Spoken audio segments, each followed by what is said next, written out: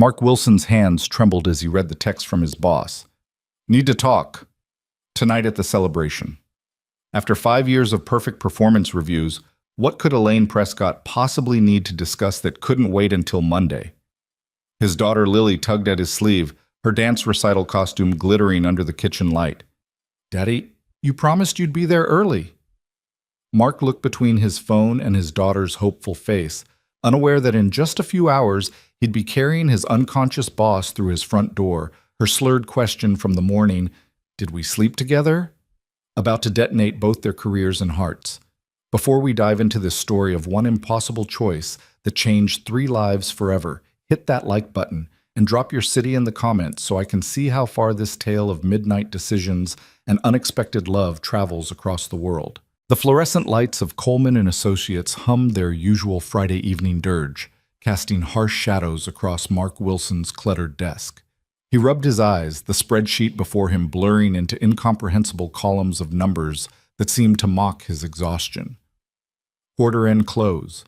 The 2 words that had dominated his life for the past 3 weeks. Stealing sleep, stealing time, stealing moments he could never get back with Lily. Daddy's coming home soon, sweetheart, he'd promised her that morning, watching her small face fall when he explained he had to work late again. And tomorrow night, I'll be front row at your recital, I promise. Lily had nodded, her 7-year-old wisdom already understanding that promises and reality didn't always align in their household. It's okay, Daddy. Miss Patricia says I'm the best dancer anyway. Mark smiled at the memory even as guilt twisted in his chest. Patricia Chen, their neighbor and his lifeline, had become something between a babysitter and a second mother to Lily over the past 3 years. Ever since Sarah died. He pushed the thought away, as he always did, burying it beneath layers of work and routine and the desperate need to keep moving forward. Grief was a luxury he couldn't afford, not with a daughter depending on him, not with a mortgage and medical bills that still arrived like clockwork, cruel reminders of those final 6 months watching cancer steal his wife one day at a time. Mark, you're still here. He looked up to find Jennifer Lopez, no relation, she always joked, from accounting standing in his doorway, her coat already on, weekend freedom radiating from her smile. It's past 7. Even Elaine left an hour ago. Almost done, Mark said, gesturing at his screen. Just need to reconcile these last accounts and run the variance report. Jennifer shook her head. You know there's a party tonight, right? The annual celebration, open bar, fancy appetizers, the whole 9 yards. I'm aware. Mark had deleted the calendar reminder 3 times, hoping it would somehow cease to exist. You should go, even for an hour. When's the last time you did something for yourself?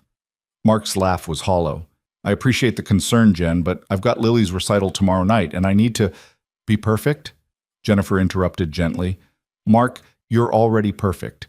You've exceeded every metric, delivered every project on time, and managed to raise a kid by yourself. One night at a party isn't going to derail anything.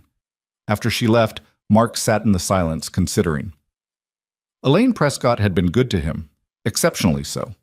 When Sarah got sick, Elaine had quietly arranged for him to work from home twice a week. When the hospital bills mounted, she'd personally approved a raise that HR said was outside normal parameters. When Sarah died, Elaine had attended the funeral, handed him an envelope with a check for $10,000. Not from the company, from me, and told him to take all the time he needed. He owed her, not just professionally, but humanly. Mark pulled out his phone and texted Patricia. Any chance you could watch Lily for an extra hour or 2 tonight? Company thing. I'll be home by 9 at the latest. The response came quickly. Of course. We're making friendship bracelets anyway. Lily's teaching me. Take your time.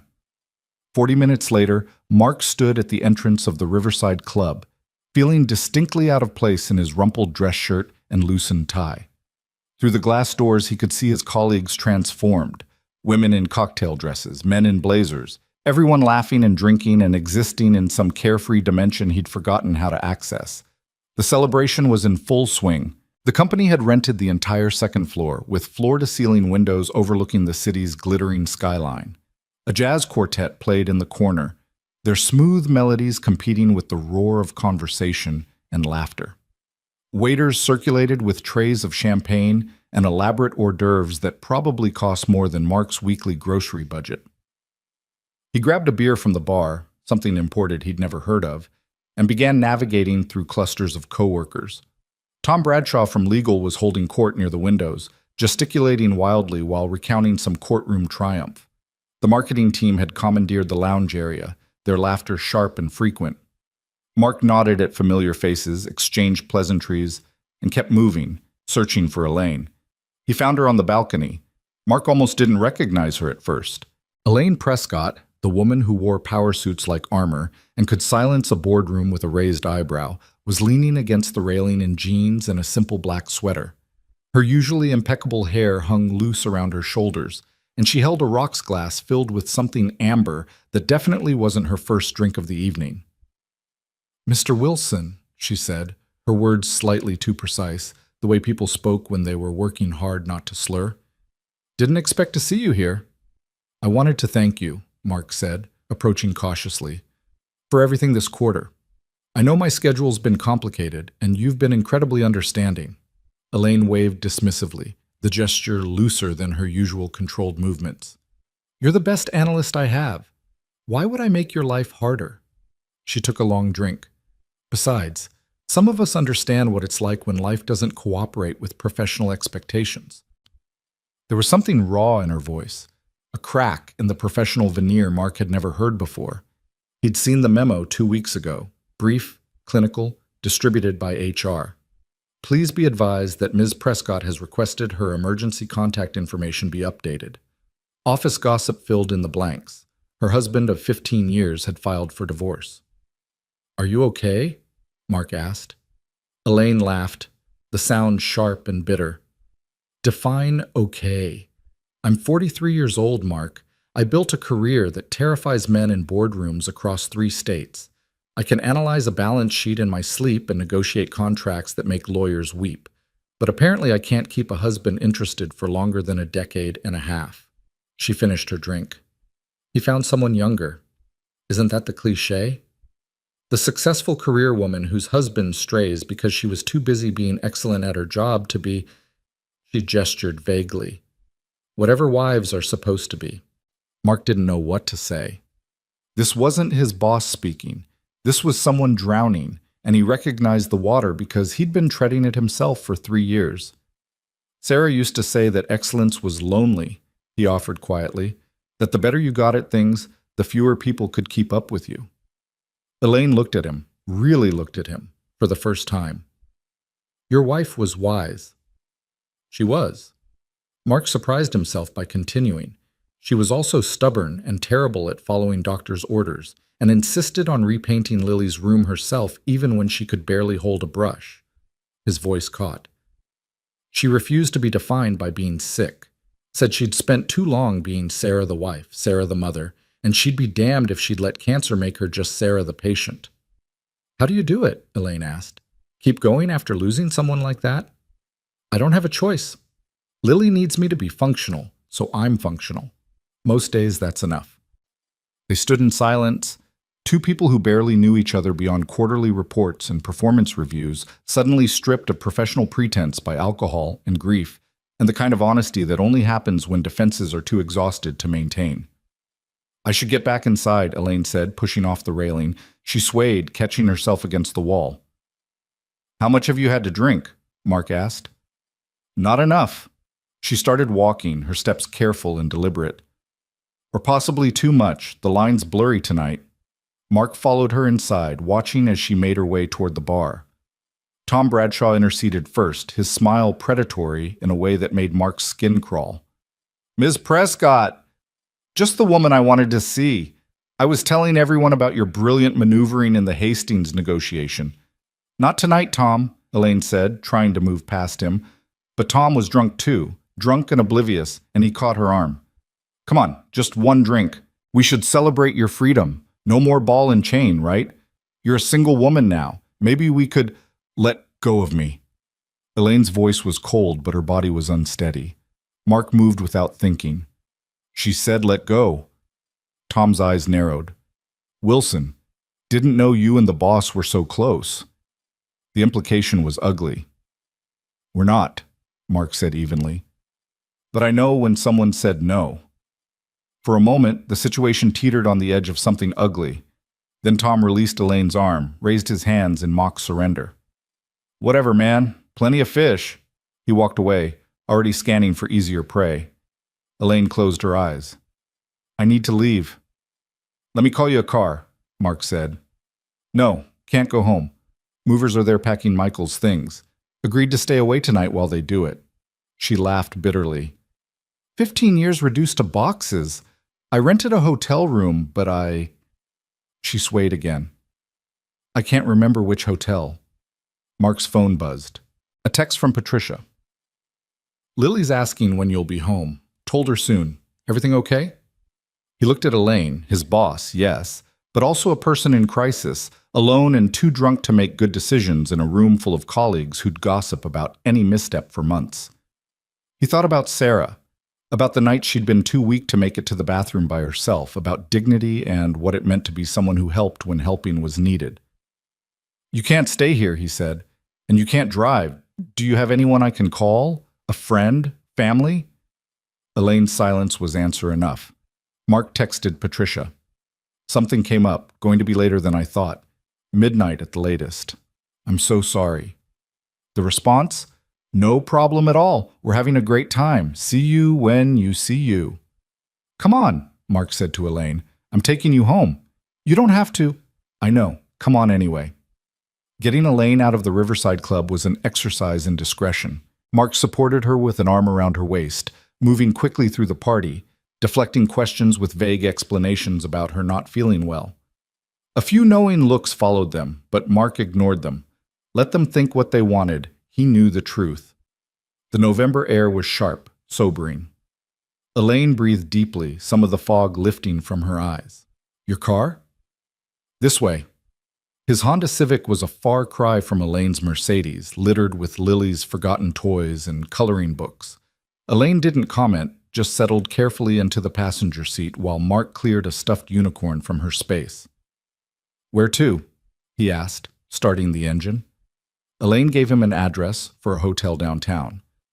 Mark plugged it into his GPS and pulled out of the parking lot, hyper-aware of his speed, his following distance, every traffic law he'd ever learned. The last thing he needed was to get pulled over with his drunk boss in the passenger seat. They drove in silence for a few minutes before Elaine spoke. You didn't have to do this. I know. You had somewhere else to be, someone waiting.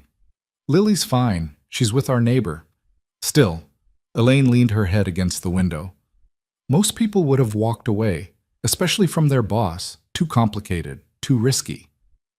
Mark navigated a turn, considering. My wife spent her last 6 months dependent on other people for everything. Eating, bathing, using the bathroom, all the things that make you human, she needed help with. You know what the worst part was? Not the physical stuff. It was watching her lose her dignity piece by piece, seeing the humiliation in her eyes when she needed help with something basic. He stopped at a red light, staring at the empty intersection. The people who helped without making her feel diminished, who treated her like she was still Sarah and not just a collection of needs, those people gave her something more valuable than the physical assistance. They gave her the gift of remaining herself even when her body was failing. I'm not dying, Elaine said quietly. No, but you're in pain, and you're vulnerable, and you need help. That's enough.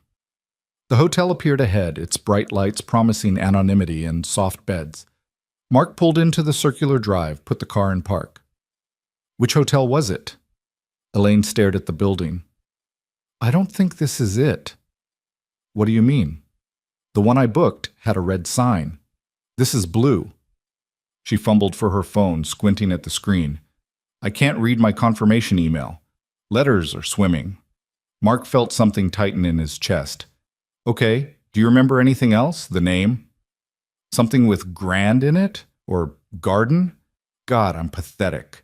She dropped her phone in her lap. I'm the CFO of a mid-sized corporation. I manage budgets in the millions, and I can't remember where I booked a hotel room. You're drunk and stressed and going through a divorce, Mark said. You're human. It happens. He pulled out his own phone, started searching hotels nearby. The Grand Mariposa? Garden District Hotel? The Grand View? Elaine closed her eyes. I don't know, maybe. They all sound right and wrong at the same time. Mark's phone buzzed again. Patricia, Lily's getting sleepy. Should I put her down in the guest room? He looked at the time. 10:47. So much for being home by 9. Tell you what, he said to Elaine, let's drive around. Maybe you'll recognize it when you see it.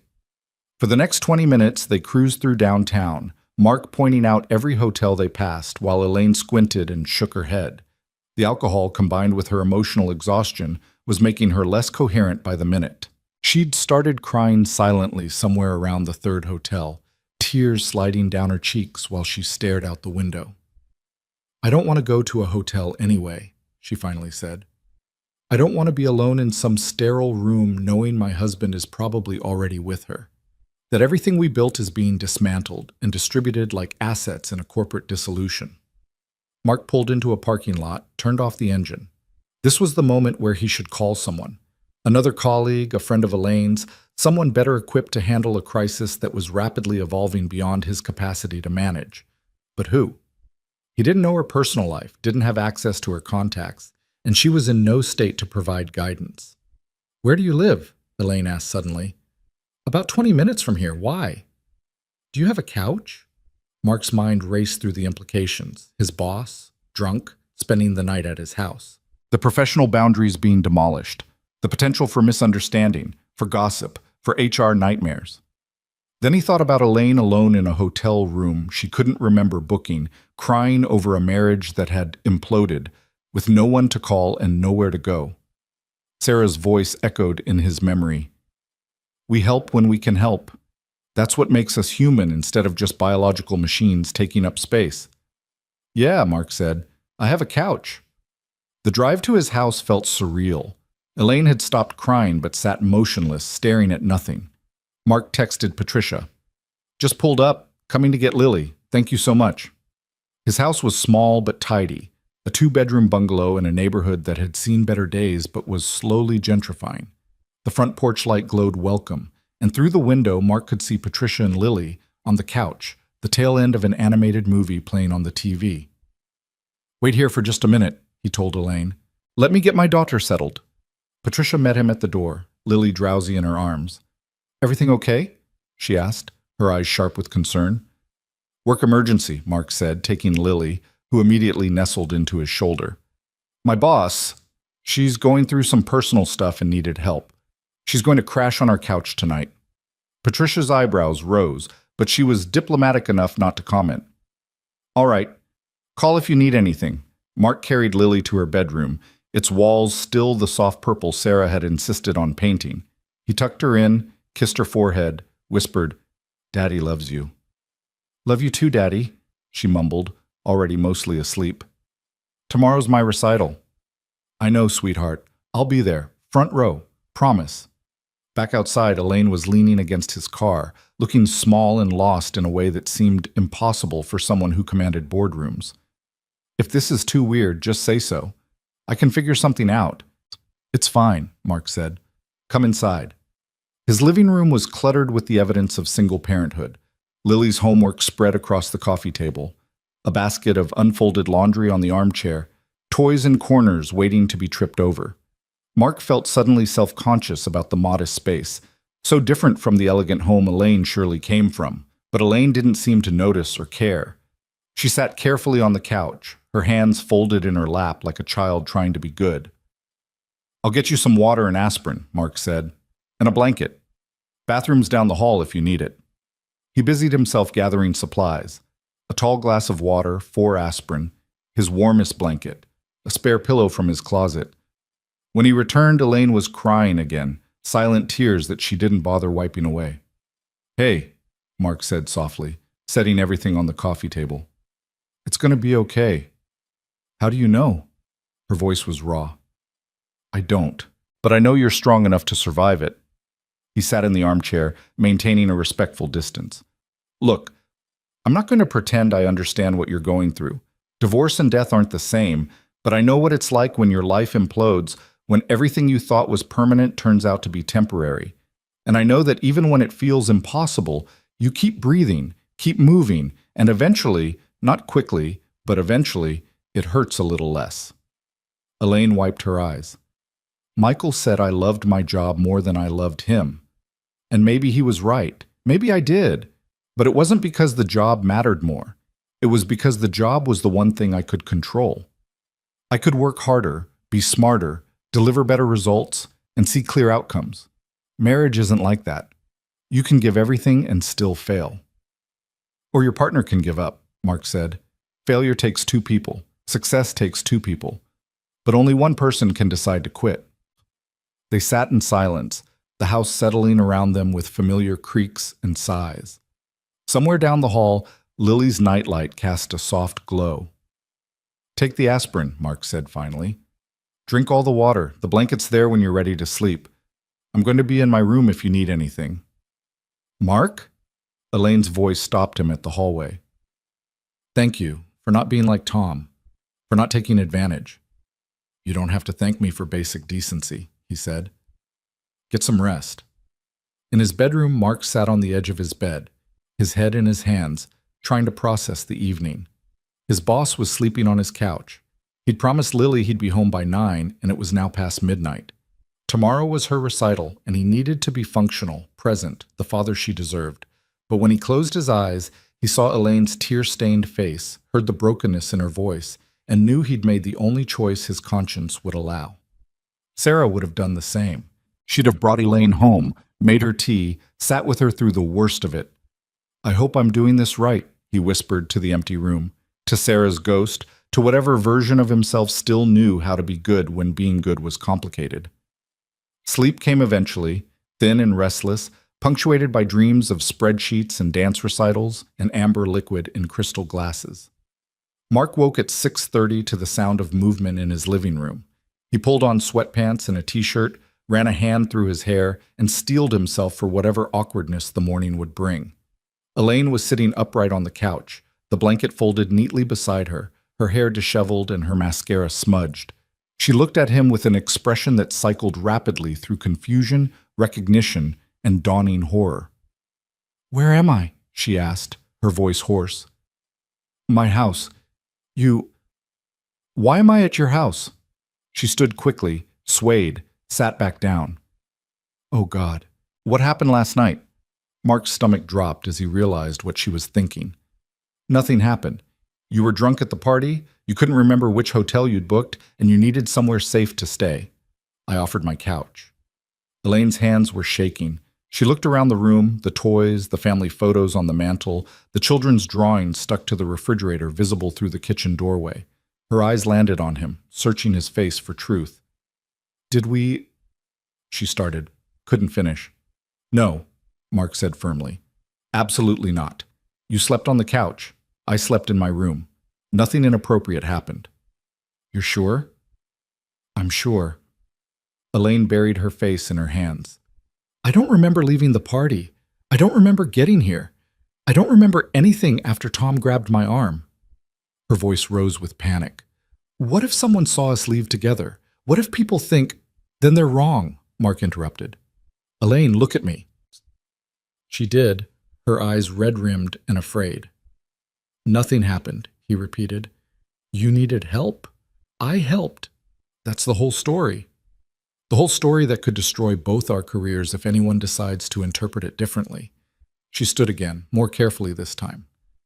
"I need to leave. Where's my purse? My phone?" "On the side table, but you should eat something first. Drink more water." "I should disappear before your daughter wakes up and sees her father with some strange woman." "Daddy?" They both froze. Lily stood in the hallway, still in her pajamas, clutching her stuffed elephant, her eyes moving between Mark and Elaine with 7-year-old curiosity. "Hey, sweetheart," Mark said, his voice carefully normal. "You're up early." "Who's that?" Lily asked, pointing at Elaine. "This is Miss Prescott. She works with Daddy. She wasn't feeling well last night, so she stayed on our couch." Lily processed this with the adaptability of children. "Are you sick? Daddy makes really good chicken soup when I'm sick." Elaine's expression softened slightly. "I'm feeling better, thank you." "That's good?" Lily turned to Mark. "Is today my recital?" "Tonight, yes. 6 o'clock. I'll be there front row, remember?" "Can Miss Prescott come too?" Mark felt his face heat. Oh, I don't think I'd love to, Elaine said, surprising them both. But I have other plans. Maybe next time. Okay, Lily said, accepting this with easy grace. I'm hungry. Can we have pancakes?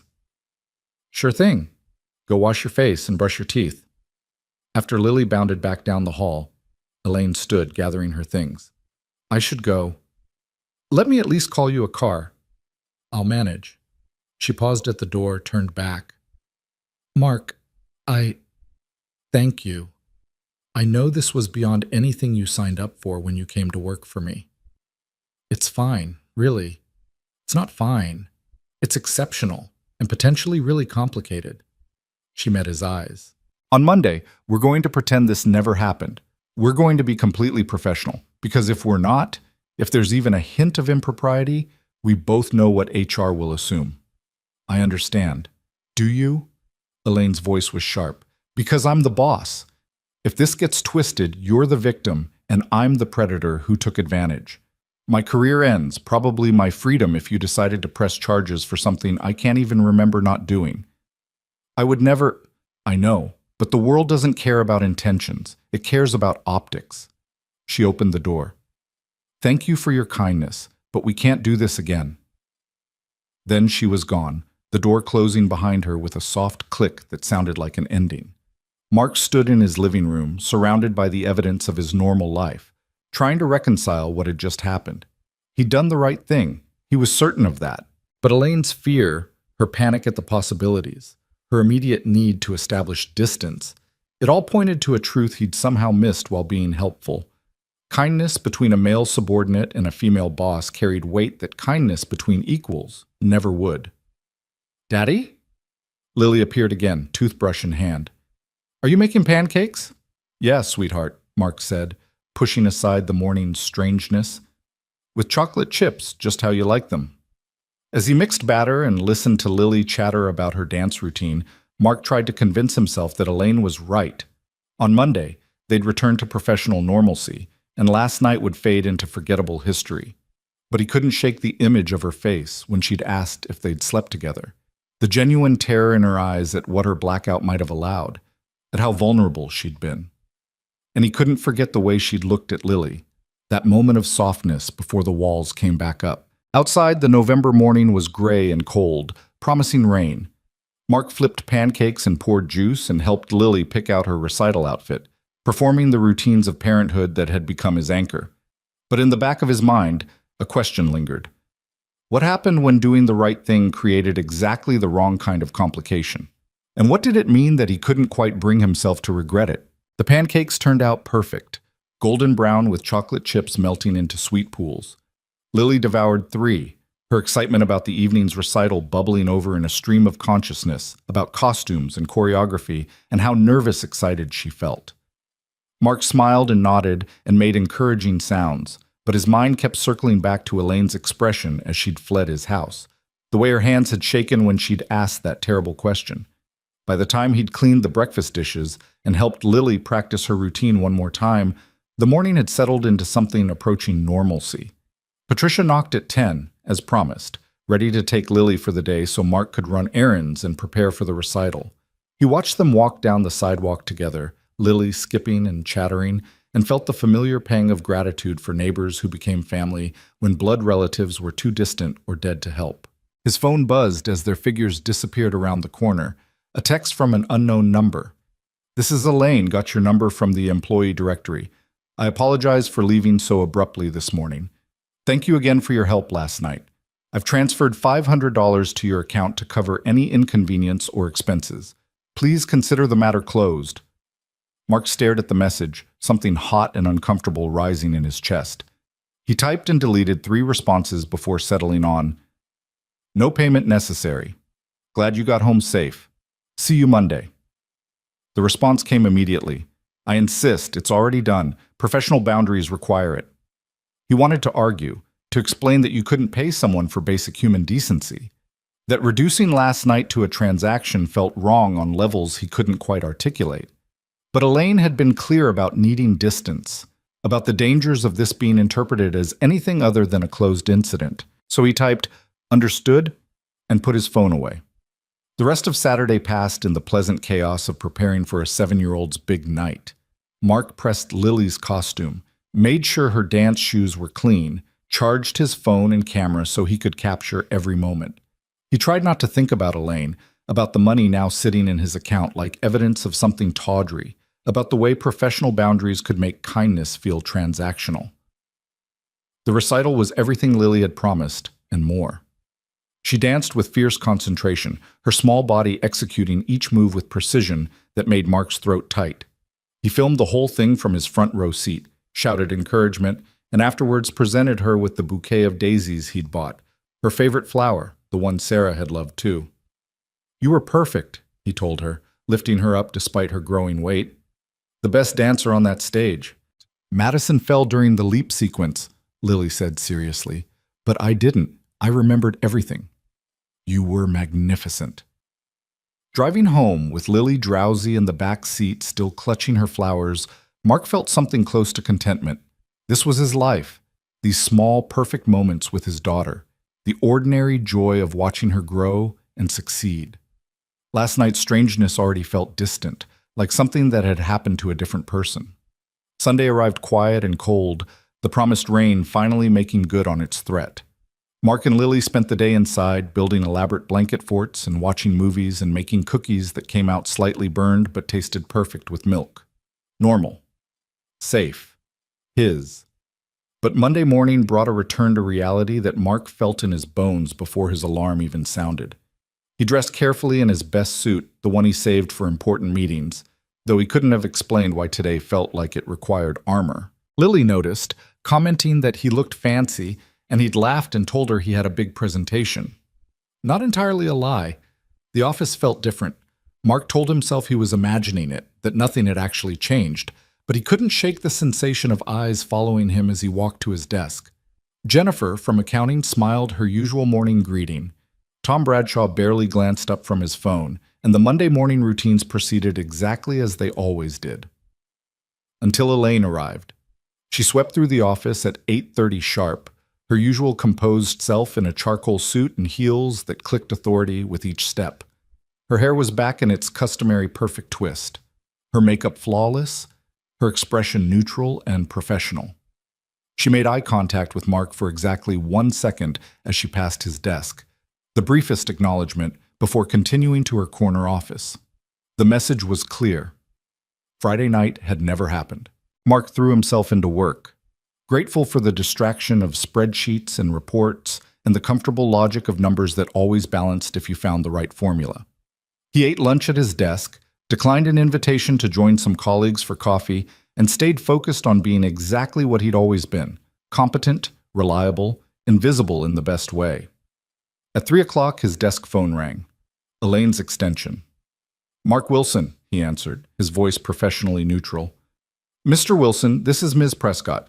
Could you bring the Q4 projections to my office? I'd like to review them before tomorrow's board meeting." "Of course, I'll be right there." His hands were steady as he gathered the relevant files, his expression calm as he walked the familiar path to Elaine's office. This was work. Just work. She was on a call when he arrived, gesturing for him to enter while she wrapped up a conversation about vendor contracts. Her office was all windows and minimalism, with a view of the city that had probably cost the company a fortune. Mark had been here dozens of times for legitimate business purposes.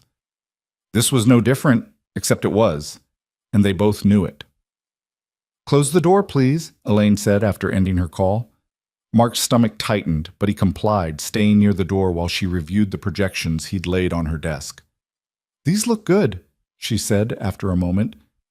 "The variance analysis is particularly thorough." "Thank you." Silence stretched between them, professional and careful, and weighted with everything they weren't saying. "Mark," Elaine said finally, her eyes still on the papers, "we need to address Friday night.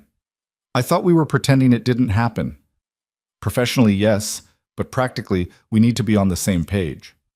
She looked up, her expression controlled, but her eyes tired. "Did you deposit the money I sent?" "No. I can return it if you'd like." "I'd prefer you keep it. It maintains appropriate boundaries." "It makes me feel like a hired service," Mark said, the words escaping before he could stop them. Like I helped you for money instead of because it was the right thing to do. Elaine's jaw tightened. I understand that. But accepting money for a service is clean, clear. It doesn't leave room for misinterpretation or future complications. Is that what we're worried about? Future complications? Yes. She stood, walked to her window, her back to him. Mark, you're an excellent analyst, and from what I observed, a good father and a decent person. But I'm your boss. I have power over your career, your livelihood, your ability to support your daughter. Any relationship between us beyond professional is automatically suspect because of that power dynamic. I'm not interested in you romantically, Mark said, keeping his voice level. I helped you because you needed help. That's all. I believe you. I do. But it doesn't matter what we believe. It matters what it looks like. And a male employee taking his drunk female boss home, having her spend the night at his house, then receiving money from her afterwards. She turned to face him. If anyone wanted to create a narrative, we've handed them all the pieces. Mark felt cold realization wash over him. You're worried I'll use this against you. I'm worried that you could, even if you never would. I'm worried that someone else might find out and use it against both of us. I'm worried that I made myself vulnerable in front of a subordinate, and now I have to live with the uncertainty of how that vulnerability might come back to haunt me. So what do you want from me? Mark asked. A signed statement that nothing happened? An NDA? I want us to be extremely professional going forward. No personal conversations, no closed-door meetings unless absolutely necessary, and preferably with a third party present. I want clear, documented business interactions that leave no room for speculation. That's going to be difficult when we work together daily. I know. Elaine's voice softened slightly. But it's necessary. For both our protection. Mark wanted to argue, to point out the absurdity of treating human kindness like a liability, but he also understood her fear, had seen enough harassment cases and wrongful termination lawsuits to know that protecting yourself often meant building walls that shouldn't need to exist. Understood, he said. Is there anything else you need regarding the projections? Relief flickered across Elaine's face. No, thank you, Mr. Wilson. He left, closing the door carefully behind him, and returned to his desk with the distinct feeling that he'd just agreed to something that would make his job much more difficult. The following weeks proved him right. Elaine maintained rigid professionalism, communicating primarily through email even when a 30-second conversation would have been more efficient. When face-to-face interaction was unavoidable, she kept Jennifer or another colleague present, turning simple check-ins into formal meetings. Mark followed her lead, responding to her formality with his own, and tried not to think about how much energy they were both expending to maintain boundaries that had never needed policing before. Thanksgiving came and went. Mark and Lily spent it with Patricia and her family, grateful for the invitation that meant they didn't have to face the holiday alone. Lily made construction paper turkeys at school and chattered about the Christmas pageant she'd been cast in. Life continued in its comfortable patterns. At work, year-end closing consumed everyone's attention. Mark worked late most nights, occasionally crossing paths with Elaine, who also kept brutal hours. They'd nod to each other in the empty office, two people burning midnight oil for a company that would replace them both without hesitation if the numbers demanded it. Sometimes Mark wondered if she was avoiding going home to an empty house the same way he sometimes dragged out his work to delay returning to rooms that still echoed with Sarah's absence. The company Christmas party arrived the second week of December. Mark had no intention of attending, had already prepared his excuse about Lily's pageant rehearsal, when Jennifer appeared at his desk with her coat on and determination in her eyes. "You're coming," she announced. "I really can't—" "Yes, you can. Patricia already texted me that she's got Lily for the evening. Nice try." Mark stared at her. "You two are conspiring against me?" "We're concerned about you. You work, you parent, and that's it. When's the last time you did something social?" "I'm social." "With adults. Who aren't me or Patricia?" Mark couldn't actually remember. "I'm fine, Jen." "You're functional. There's a difference." She softened slightly. "Look, I get it. After everything with Sarah, it's easier to just shut down the parts of yourself that aren't absolutely necessary for survival. But that's not living, Mark. That's just not dying." The words hit harder than she probably intended. Mark looked at his computer screen, at the spreadsheet he'd been staring at for the past hour without actually processing, and realized she was right. He'd been treading water for 3 years, keeping his head above the surface, but never actually swimming anywhere. 1 hour, he said. I'll stay for 1 hour. The party was at the same venue as the November celebration, though this time decorated within an inch of its life with garland and lights and a tree that probably cost more than Mark's car. The turnout was larger, with people bringing spouses and partners, the atmosphere more festive than the drunken desperation of the fall event.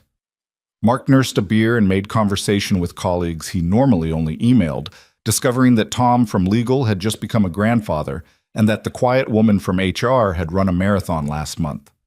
Normal people with normal lives, existing in dimensions beyond the office he'd never bothered to explore. He didn't see Elaine until she appeared beside him at the dessert table, reaching for the same piece of chocolate cake. Their hands collided, and they both pulled back as if burned. "Sorry," Mark said. "It's fine. You take it." "No, please. I shouldn't anyway. Lily says I'm getting a dad belly." Elaine's smile was brief but genuine. "Lily sounds honest." "Brutally so." Mark gestured to the cake. "It's all yours." He started to walk away, maintaining the distance they'd so carefully constructed, when Elaine said his name. "Not Mr. Wilson. Mark." He turned. "How is she?" Elaine asked. "Lily, how was her recital?" "Perfect. She didn't fall during the leap sequence, which was apparently a major victory." "I'm glad." Elaine hesitated, then added, "I thought about what she said, about inviting me to watch her dance. It was kind. She's a kind kid. She gets it from somewhere." The moment stretched between them, people swirling around them in holiday cheer, and Mark felt the rigid professionalism of the past weeks crack slightly. Just two people having a normal conversation at a Christmas party. Nothing inappropriate about it. "How are you doing?" he asked quietly. "With everything?" Elaine's expression shuddered. "Fine. The divorce is proceeding, very cordial, very efficient, like dismantling a corporation." "That sounds awful." "It is what it is." She picked up the cake, not meeting his eyes. "I should get back to my date." Mark felt surprise flash through him. "You brought someone?" "Jennifer set me up. Fellow divorcee, very nice, completely boring." She smiled without humor. "But it looks good to show up with someone, you know? Sends the message that I'm moving forward." Before Mark could respond, a man appeared at Elaine's elbow, tall, silver-haired, expensive suit. "There you are. I was beginning to think you'd abandoned me." "Just getting dessert. Mark Wilson, this is David Hendricks. David, Mark is one of my analysts." They shook hands, David's grip just slightly too firm, his smile just slightly too possessive as he placed a hand on Elaine's lower back. Mark recognized the performance of it, the way David was marking territory, and felt an unexpected surge of irritation. "Good to meet you," Mark said. "Elaine speaks highly of the whole team." "I'm sure she does. She lives for this company." David's tone made it sound like criticism. "Shall we go, darling? I promised we'd make an appearance at the Harrisons' party by 9. Elaine's smile was practiced. "Of course." "Good night, Mark." Mark watched them leave, David's hand still proprietary on Elaine's back, her posture stiff in a way that suggested she was enduring rather than enjoying. He tried to tell himself it was none of his business, that Elaine's dating life had nothing to do with him. "That looked painful," Jennifer said, appearing with fresh drinks. "What?" "Watching your boss with that pompous ass. David Hendricks is a partner at Klein & Associates, divorced 3 times, known for dating successful women and then spending their money." "Not my concern." "Right, which is why you're clutching that beer bottle like you want to strangle it." Jennifer studied him. "You like her." "She's my boss." That wasn't a denial. Mark took a long drink. "I helped her one time when she needed it. That doesn't mean anything." "Doesn't it?" Jennifer's voice was gentle. "Mark, I've known you for 5 years. I watched you with Sarah, saw how devoted you were. And since she died, you've been this closed-off version of yourself, just going through motions. But when you talk about Elaine, even when you're trying not to talk about her, there's something there, something alive. You're reading too much into it. Maybe. Or maybe you're reading too little. She touched his arm. I'm not saying you should act on it. I'm just saying maybe you should acknowledge that you're capable of feeling something beyond responsibility and grief. Mark wanted to argue, but the words stuck in his throat. Because Jennifer was right, and he'd been avoiding that truth since the morning Elaine had fled his house.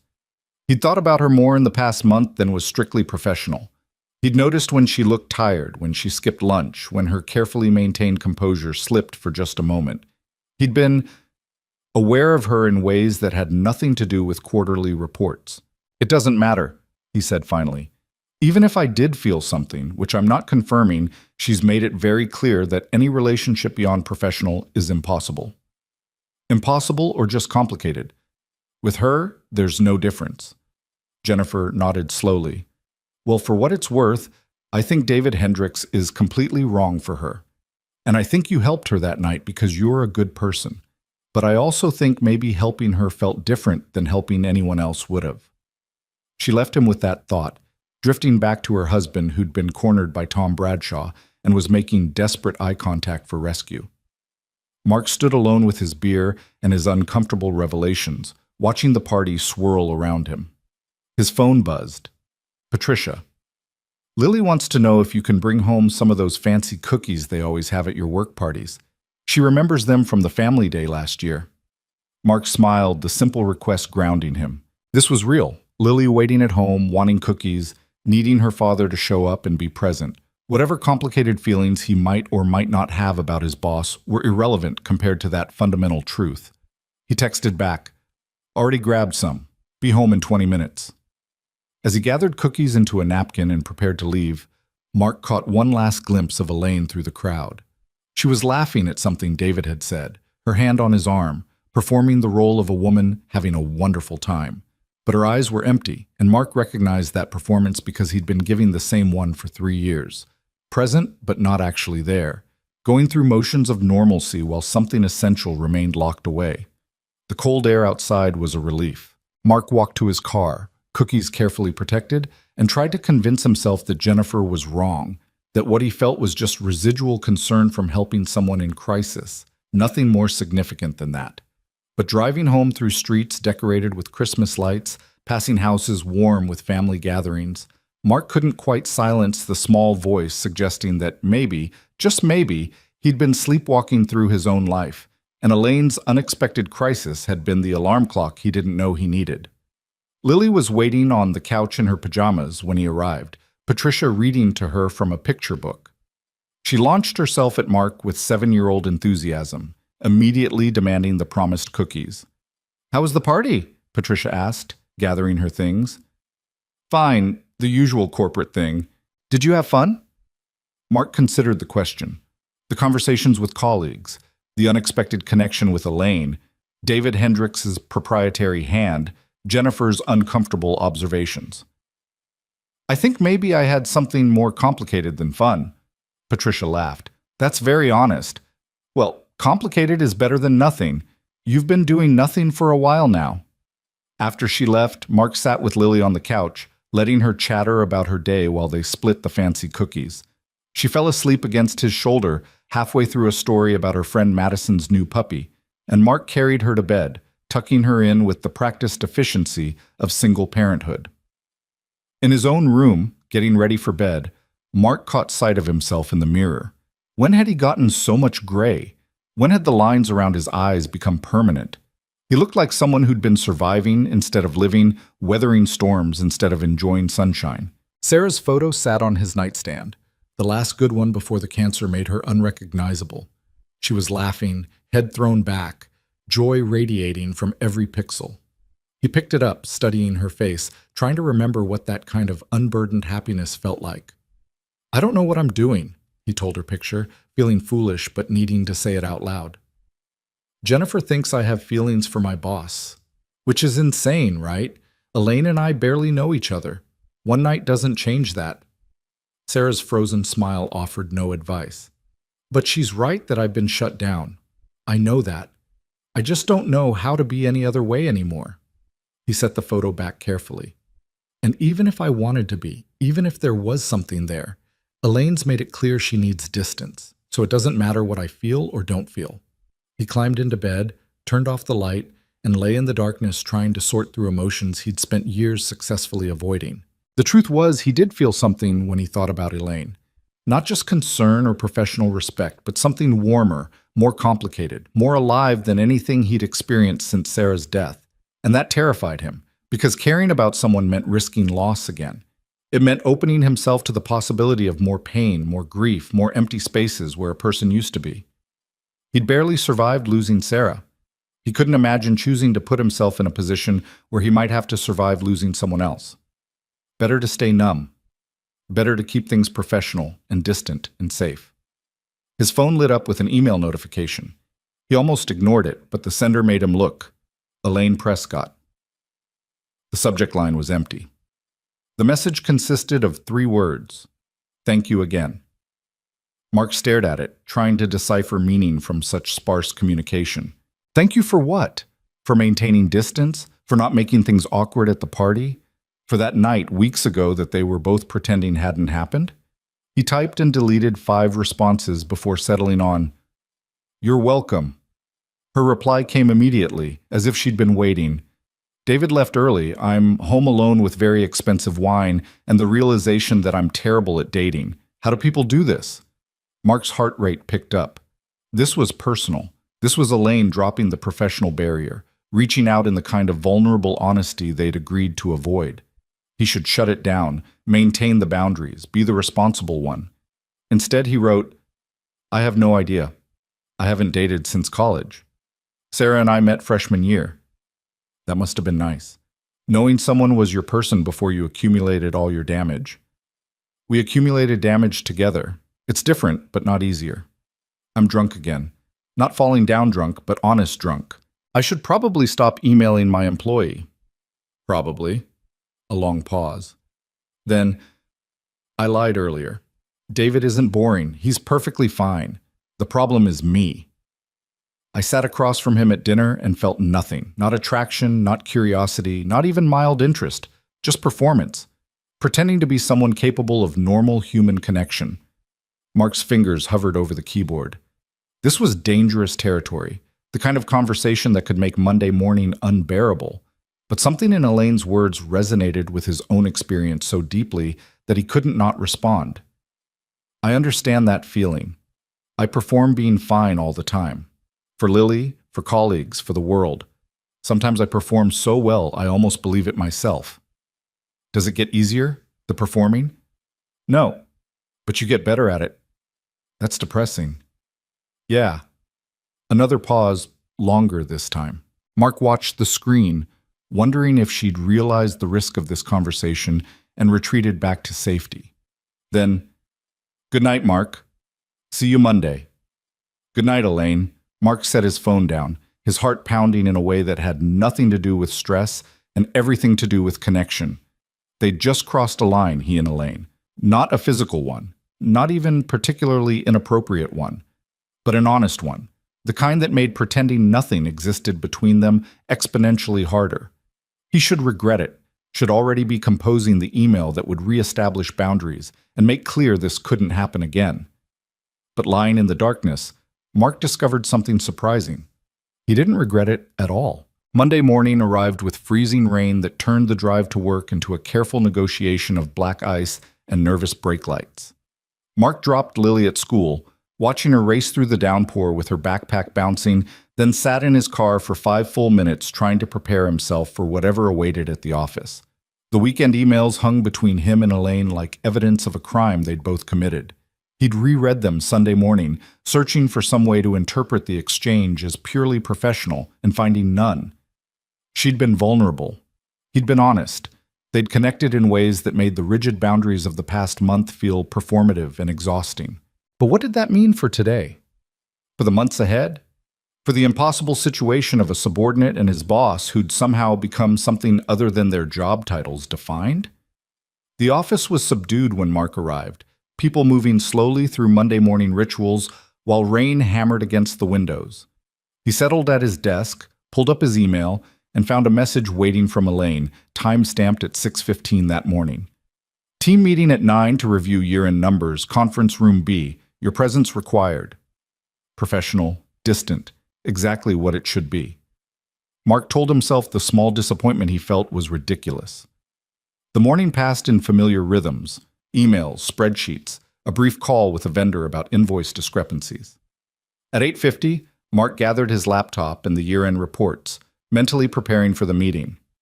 Jennifer caught his eye as he passed her desk, raising her eyebrows in a question he pretended not to understand. Conference room B was already filling when he arrived.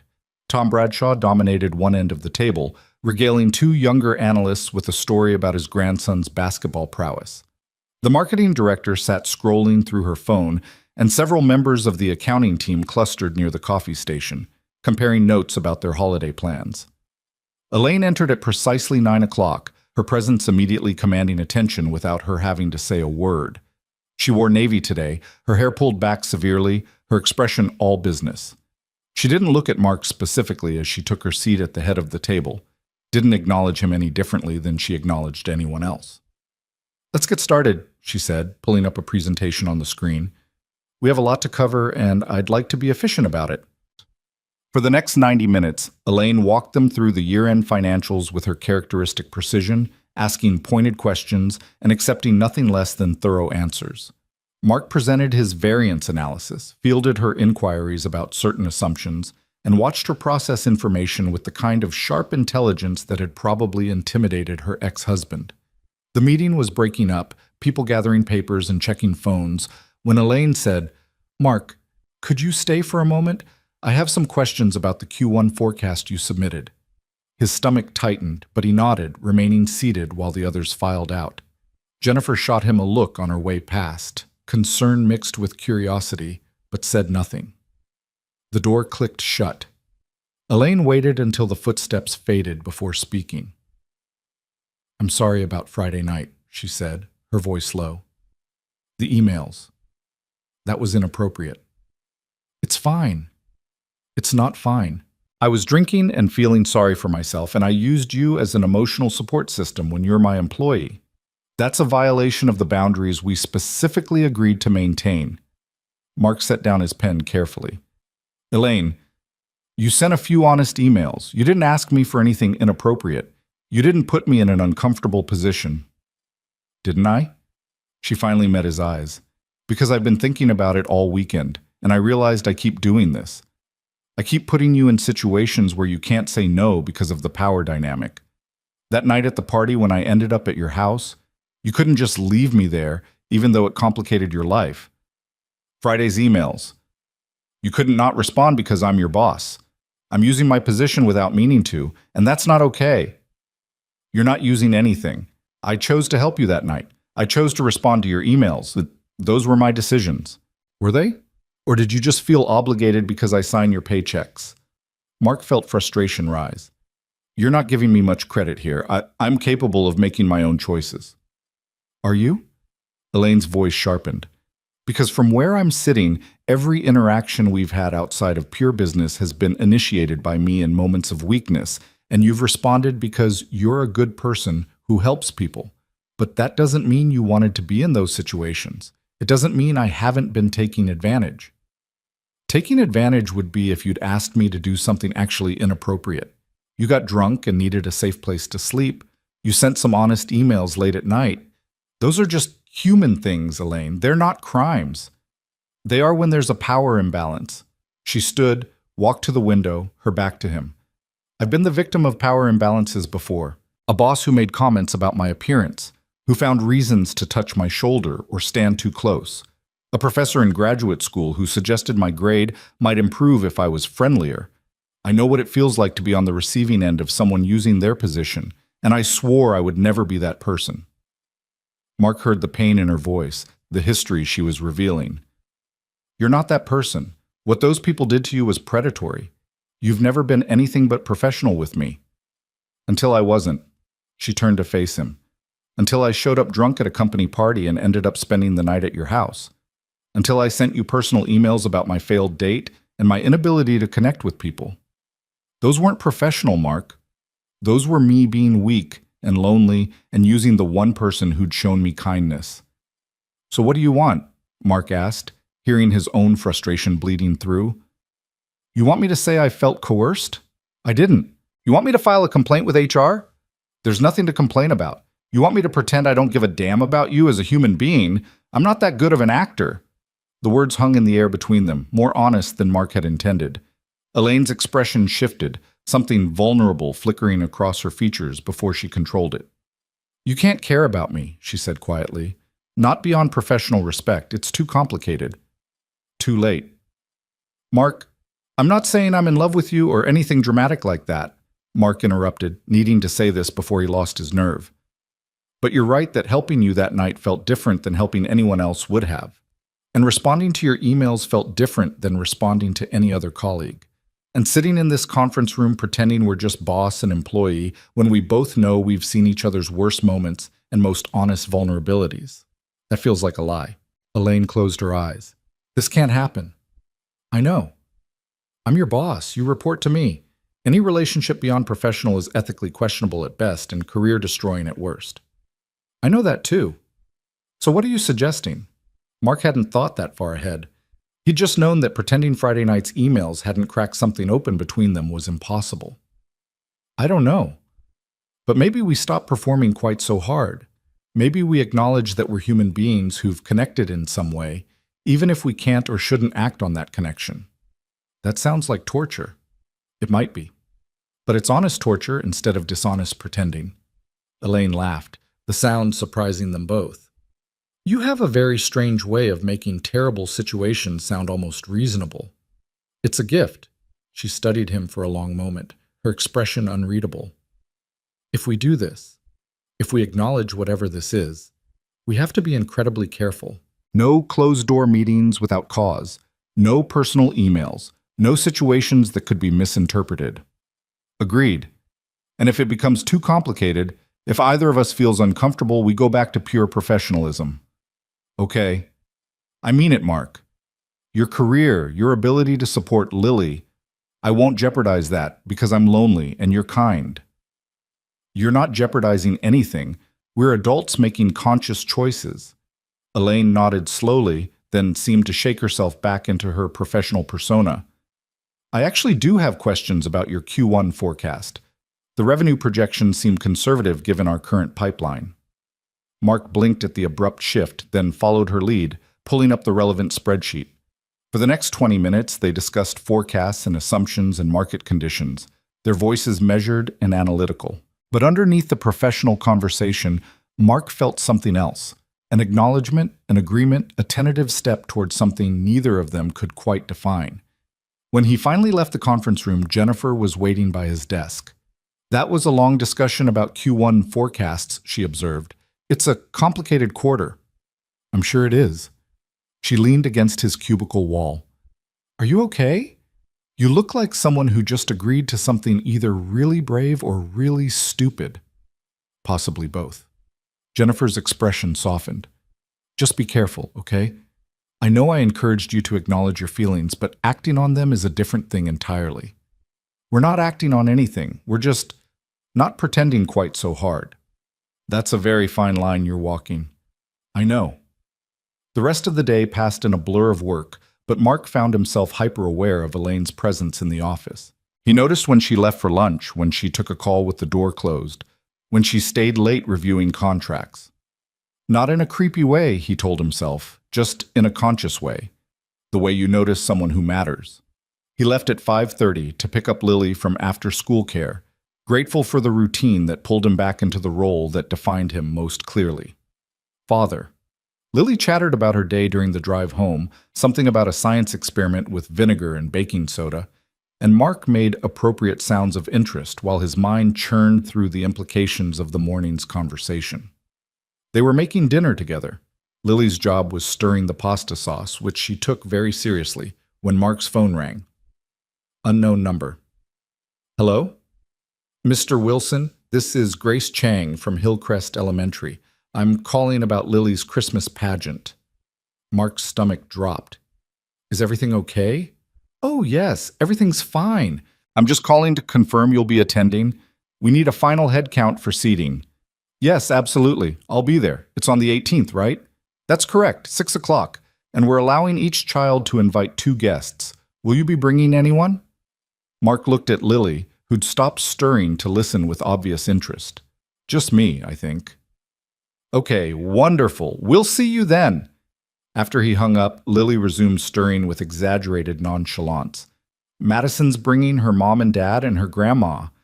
Guilt twisted in Mark's chest. I'm sorry, sweetheart. I know it's hard not having... It's okay, Daddy. I know Mommy would come if she could. Lily's voice was matter of fact, the acceptance of a child who'd never known anything different. And you always come to my stuff. I always will, Mark promised, pulling her into a hug.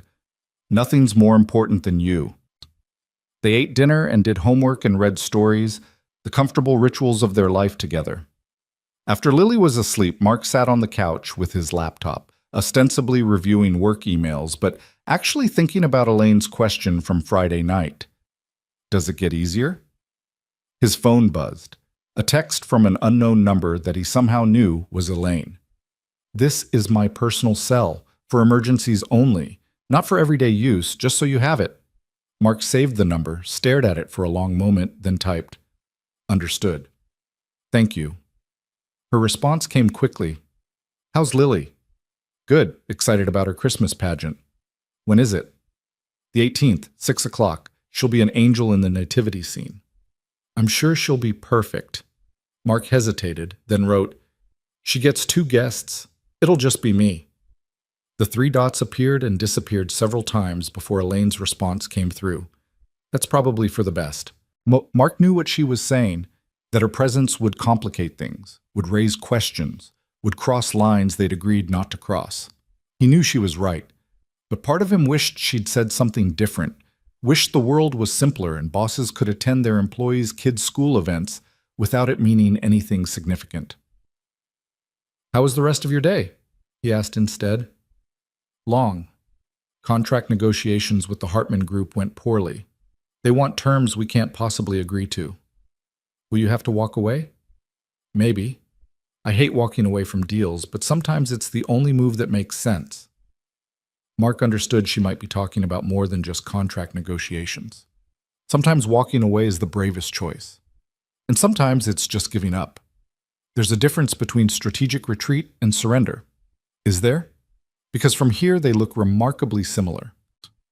They texted back and forth for another 20 minutes, the conversation dancing between work topics and personal observations, never quite crossing into dangerous territory but skirting the edges. Finally, Elaine wrote, I should sleep. Early meeting tomorrow. Good night. Mark, thank you for understanding what I was trying to say this morning about the power dynamics. I do understand, even if I don't entirely agree. I know. Good night. Mark set his phone down, feeling the strange mix of satisfaction and frustration that seemed to characterize all his interactions with Elaine lately. They were acknowledging the connection while maintaining boundaries, which should have felt like progress, but mostly felt like deliberately walking towards something while simultaneously building walls to keep it at bay. The next 2 weeks developed a rhythm. At work, Mark and Elaine maintained scrupulous professionalism, their interactions limited to necessary business discussions, always with doors open or colleagues present. But at night, after Lily was asleep, they texted. Never about anything truly personal, never crossing lines, just small observations about their days, questions about work problems, the kind of communication that could be explained away as collegial if anyone ever asked, but that felt like something more in the quiet dark of their separate homes. Mark told himself it was harmless. They weren't doing anything wrong. But he also knew they were playing with fire, getting closer to something that could burn them both. The Saturday before the Christmas pageant, Mark took Lily shopping for a new dress. She wanted something sparkly, with ribbons, and he let her choose from the clearance rack at Target, watching her spin in the fitting room mirror with pure joy radiating from her small face. These moments, normal, simple, unmarred by grief or complication, were what he lived for. They were loading bags into the car when his phone rang. Elaine. His heart rate picked up as he answered. Hello? Mark, I'm sorry to bother you on a weekend. Her voice was tight, stressed. But I need help and I don't know who else to call. What's wrong? My car broke down. I'm on Highway 87 about 20 miles outside the city. AAA says it'll be 2 hours before they can get here, and I have a meeting at 3 that I can't miss. Mark checked his watch. 1:15. Where exactly are you? She gave him the exit number. It was 30 minutes in the wrong direction from home, and he had Lily with him, and this was exactly the kind of situation that could look wrong if anyone found out. But Elaine's voice held an edge of desperation, and Mark made the decision before his brain could list all the reasons it was a bad idea. I'll be there in 30 minutes. You don't have to. I know. We're on our way. Lily looked up from her new dress, which she'd been examining with serious concentration. Where are we going? To help a friend whose car broke down. What friend? A friend from work. You met her once. Miss Prescott. Lily's face lit up with recognition. The lady who slept on our couch. Is she sick again? No, sweetie, her car just stopped working. They found Elaine standing beside her Mercedes on the highway shoulder, looking more disheveled than Mark had ever seen her. Her hair had escaped its usual perfect arrangement. Her expensive coat was smudged with dirt, and she'd clearly been crying, though she'd tried to hide it. Thank you for coming, she said, as Mark pulled up behind her car. I know this is an imposition. She stopped when she saw Lily climbing out of the back seat. Hi, Ms. Prescott, Lily waved enthusiastically. Daddy says your car is broken. Elaine's expression softened. It is. The engine just stopped working. That's sad. When our toaster broke, Daddy bought a new one. Will you buy a new car? Probably not. I'll get this one fixed. Mark popped his trunk. Let's get what you need from your car. We can drop you at your meeting and deal with the vehicle later. They transferred Elaine's briefcase and laptop, Mark acutely aware of how domestic the scene looked, him helping her with her things, while Lily chattered about her new dress and the upcoming pageant, like they were a family instead of a boss and employee navigating an increasingly complicated situation. The drive back to the city was surreal. Lily sat in her booster seat telling Elaine elaborate stories about school and friends and the injustice of bedtimes. Elaine listened with what seemed like genuine interest, asking questions and laughing at Lily's dramatic retellings. Mark caught glimpses of her in the rearview mirror, saw the way she relaxed around his daughter, the warmth in her eyes when Lily said something particularly charming. Miss Prescott, are you coming to my Christmas pageant? Lily asked suddenly. Elaine's eyes met Mark's in the mirror. Oh, I don't think... Daddy said I can invite 2 people and it's just him. You should come. I'm going to be an angel. That sounds perfect, Elaine said carefully. But I'm sure your daddy has other friends he'd rather invite. Nope, Lily said with 7-year-old certainty. Daddy doesn't have friends except Miss Patricia, and she has to work that night, so you should come. Mark felt his face heat. Lily, Miss Prescott is very busy. Actually, Elaine said quietly, I'd love to come, if that's all right with your dad. Mark met her eyes in the mirror again, saw the question there, the tentative hope. He knew what this meant. Elaine attending Lily's school event, being seen together outside of work, crossing another line in the series of lines they kept crossing and then pretending they hadn't. You're welcome to come, he said, but only if you want to. No pressure. I want to, Elaine said, and something in her voice made Mark's chest tight. They dropped Elaine at her office building with 10 minutes to spare. She gathered her things, thanked Mark again, then leaned into the back seat to say goodbye to Lily. I'll see you on the 18th, she told her. I'm looking forward to watching you be an angel. I'll be the best angel, Lily promised. Better than Madison, even though she says her costume is fancier. After Elaine disappeared into the building, Lily was quiet for a moment before asking, Daddy, do you like Ms. Prescott? Mark's hands tightened on the steering wheel. She's my boss, sweetheart. I work for her. That's not what I asked. Sometimes Lily's perceptiveness was terrifying. She's a nice person. Why do you ask? Because you look at her the way you look at pictures of Mommy, like you're happy and sad at the same time. Mark had to pull over because his eyes were suddenly blurry. He sat on the side of the road trying to compose himself while Lily waited patiently in the back seat. I loved your Mommy very much, he finally said, and I'll always love her. But she's gone, and I'm still here. And sometimes I forget that being here means I'm allowed to feel things about other people. Mommy would want you to be happy, Lily said matter-of-factly. She told me before she went to heaven. She said Daddy was going to be sad for a while, but that someday he'd be happy again, and that was okay. Mark turned to look at his daughter, this small, wise person who somehow understood things he'd been struggling with for 3 years. She told you that? Uh-huh. She said, love doesn't run out. You can love people who are gone and people who are still here. The heart just gets bigger. Mark unbuckled his seatbelt, climbed into the back seat, and pulled Lily into a hug, holding her tight while she patted his back the way he'd patted hers through countless nightmares and scraped knees. You're pretty smart. You know that? He said when he could speak again. I know, Lily said seriously. Madison says I'm the smartest person in our class. Mark laughed through his tears, kissed the top of her head, and climbed back into the driver's seat. As he pulled back onto the road, he felt something shift inside him. Permission, maybe, or acknowledgement. Lily was right. Sarah was right. Love didn't run out. The heart just got bigger. The question was whether his heart was big enough to hold the complicated feelings he had for Elaine Prescott, and whether admitting those feelings would destroy everything or build something new. He spent the rest of that weekend in a strange state of awareness, as if Lily's simple wisdom had switched on lights in rooms he'd kept deliberately dark. On Sunday, while making breakfast, he caught himself humming, something he hadn't done since before Sarah got sick. Lily noticed too, grinning at him over her cereal like she'd won some kind of victory. That night, after Lily was asleep, his phone lit up with a text from Elaine. Thank you again for the rescue today, and thank you for letting me come to Lily's pageant. I know it complicates things. Mark stared at the message, considering his response carefully. It does complicate things. But Lily wanted you there, and honestly, so do I. The 3 dots appeared and disappeared multiple times. Finally, we should probably talk about what we're doing. Probably. Not over text. No, not over text. Coffee sometime, outside the office? Mark felt his pulse quicken. Coffee was innocent enough, but coffee with intention was something else entirely. When? Tuesday morning? There's a place near the park. The Early Bird. 7:30? I'll be there.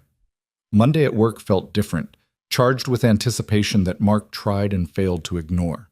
He and Elaine maintained their usual professional distance, but when their eyes met during a morning meeting, something passed between them. Acknowledgement, maybe, or promise. Jennifer noticed, raising her eyebrows at him when Elaine left the conference room. You're playing with fire, she murmured as people filed out. I know. And you're doing it anyway. Apparently. Jennifer shook her head, but there was fondness in her expression. Just don't get burned, okay? Either of you. Tuesday morning arrived cold and clear. Mark dropped Lily at school early, claimed he had a breakfast meeting to Patricia when she offered to watch her, and drove to the Early Bird with his heart hammering against his ribs. The coffee shop was quiet at this hour, just a few early risers hunched over laptops and newspapers. Elaine was already there, sitting in a corner booth with 2 cups of coffee in front of her. I got you black with 1 sugar, she said as he slid into the seat across from her. I hope that's right. It's perfect. How did you know? I noticed things. She wrapped her hands around her own cup, her fingers elegant against the plain ceramic. Thank you for coming. Of course. They sat in silence for a moment, the weight of everything unsaid pressing down on them. Finally, Elaine spoke, her voice low enough that only Mark could hear. I need to tell you something. And I need you to really hear me. What I'm about to say isn't easy, and it's not something I admit easily. Mark waited, his coffee untouched. I'm attracted to you, Elaine said, the words coming out fast like she had to force them. Not just professionally impressed or grateful for your help. Actually attracted. And I have been since that night you took me home, maybe even before that. When you talked about Sarah, about love and dignity and staying present even when it hurt, I saw someone who understood things I thought only I understood. Mark's breath caught, but he didn't interrupt. But here's the problem, Elaine continued, her eyes fixed on her coffee. I'm your boss. I have power over your career, your livelihood, your ability to provide for Lily. Any relationship between us is automatically suspect because of that power dynamic. Even if we both want it, even if it's genuine and mutual and has nothing to do with professional advantage, people will assume the worst. HR will assume the worst. And honestly, I can't blame them. So what are you saying? Mark asked quietly. I'm saying I don't know what to do. I'm saying I have feelings I shouldn't have, and they're getting stronger instead of weaker. I'm saying that when Lily invited me to her pageant, I wanted to say yes more than I've wanted anything in months, and that terrifies me. Mark reached across the table, stopped just short of touching her hand. Can I tell you something? Elaine nodded. When Sarah was dying, she made me promise that I wouldn't shut down after she was gone. She said grief was necessary, but it shouldn't become my whole identity. She made me swear that if I ever met someone who made me feel alive again, I wouldn't run from it just because it scared me. I make you feel alive? You make me feel like maybe there's a version of my life that includes more than just surviving. And yes, that scares me. It scares me because caring about someone means risking loss again. It scares me because you're right about the complications. But I made Sarah a promise, and I've been breaking it for 3 years by staying numb and safe. Elaine finally met his eyes. So what do we do? I don't know, but I know we can't keep pretending this doesn't exist. We could transfer you to a different department, remove the direct reporting relationship. That would solve the professional ethics problem, Mark agreed. But it doesn't solve the fact that we'd still be coworkers. It doesn't solve the gossip or the speculation or the assumptions people would make. No, it doesn't. Elaine took a shaky breath. Mark, I'm divorced. I'm 43 years old. I'm set in my ways and married to my career and terrible at the kind of vulnerability relationships require. My ex-husband left because I couldn't figure out how to be both successful and emotionally available. What makes you think this would be any different? Because you're not trying to pretend you don't have these issues. You're being honest about them up front. Honesty doesn't fix everything. No, but it's a start. They sat with that, the coffee shop filling up around them with the morning rush. Mark watched Elaine process, saw the conflict playing across her features, and realized that whatever happened next would change everything. There was no going back to professional distance, not after this conversation. They'd crossed a threshold, and the only choice now was whether to keep going or retreat. I want to try, Elaine said finally, her voice barely audible. But I need time to do this right. I need to talk to HR about transferring your reporting structure. I need to be transparent about the conflict of interest. I need to make sure we're not violating any company policies or putting your position at risk. Okay. And we have to go slowly. I can't jump into something serious when I'm still processing my divorce, and you're still grieving Sarah, and we both have careers that matter to us.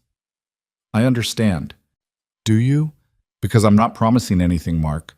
I'm not saying this will work. I'm just saying I want to try, and that's terrifying enough. Mark finally touched her hand, just his fingers against hers, the contact electric despite its innocence.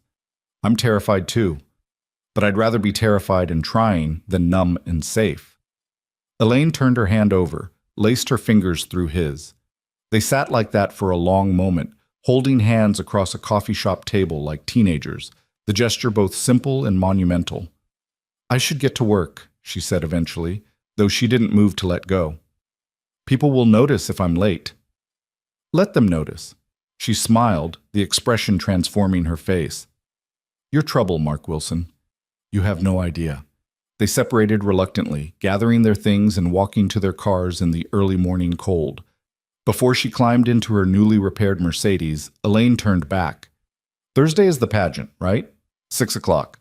Hillcrest Elementary. I'll be there. You don't have to. I know, but I want to. She paused. Fair warning, I'm going to be terrible at this. I don't know how to be around kids. I'll probably say something awkward or forget that 7-year-olds don't care about quarterly earnings. Mark laughed. Just be yourself. Lily already likes you. How do you know?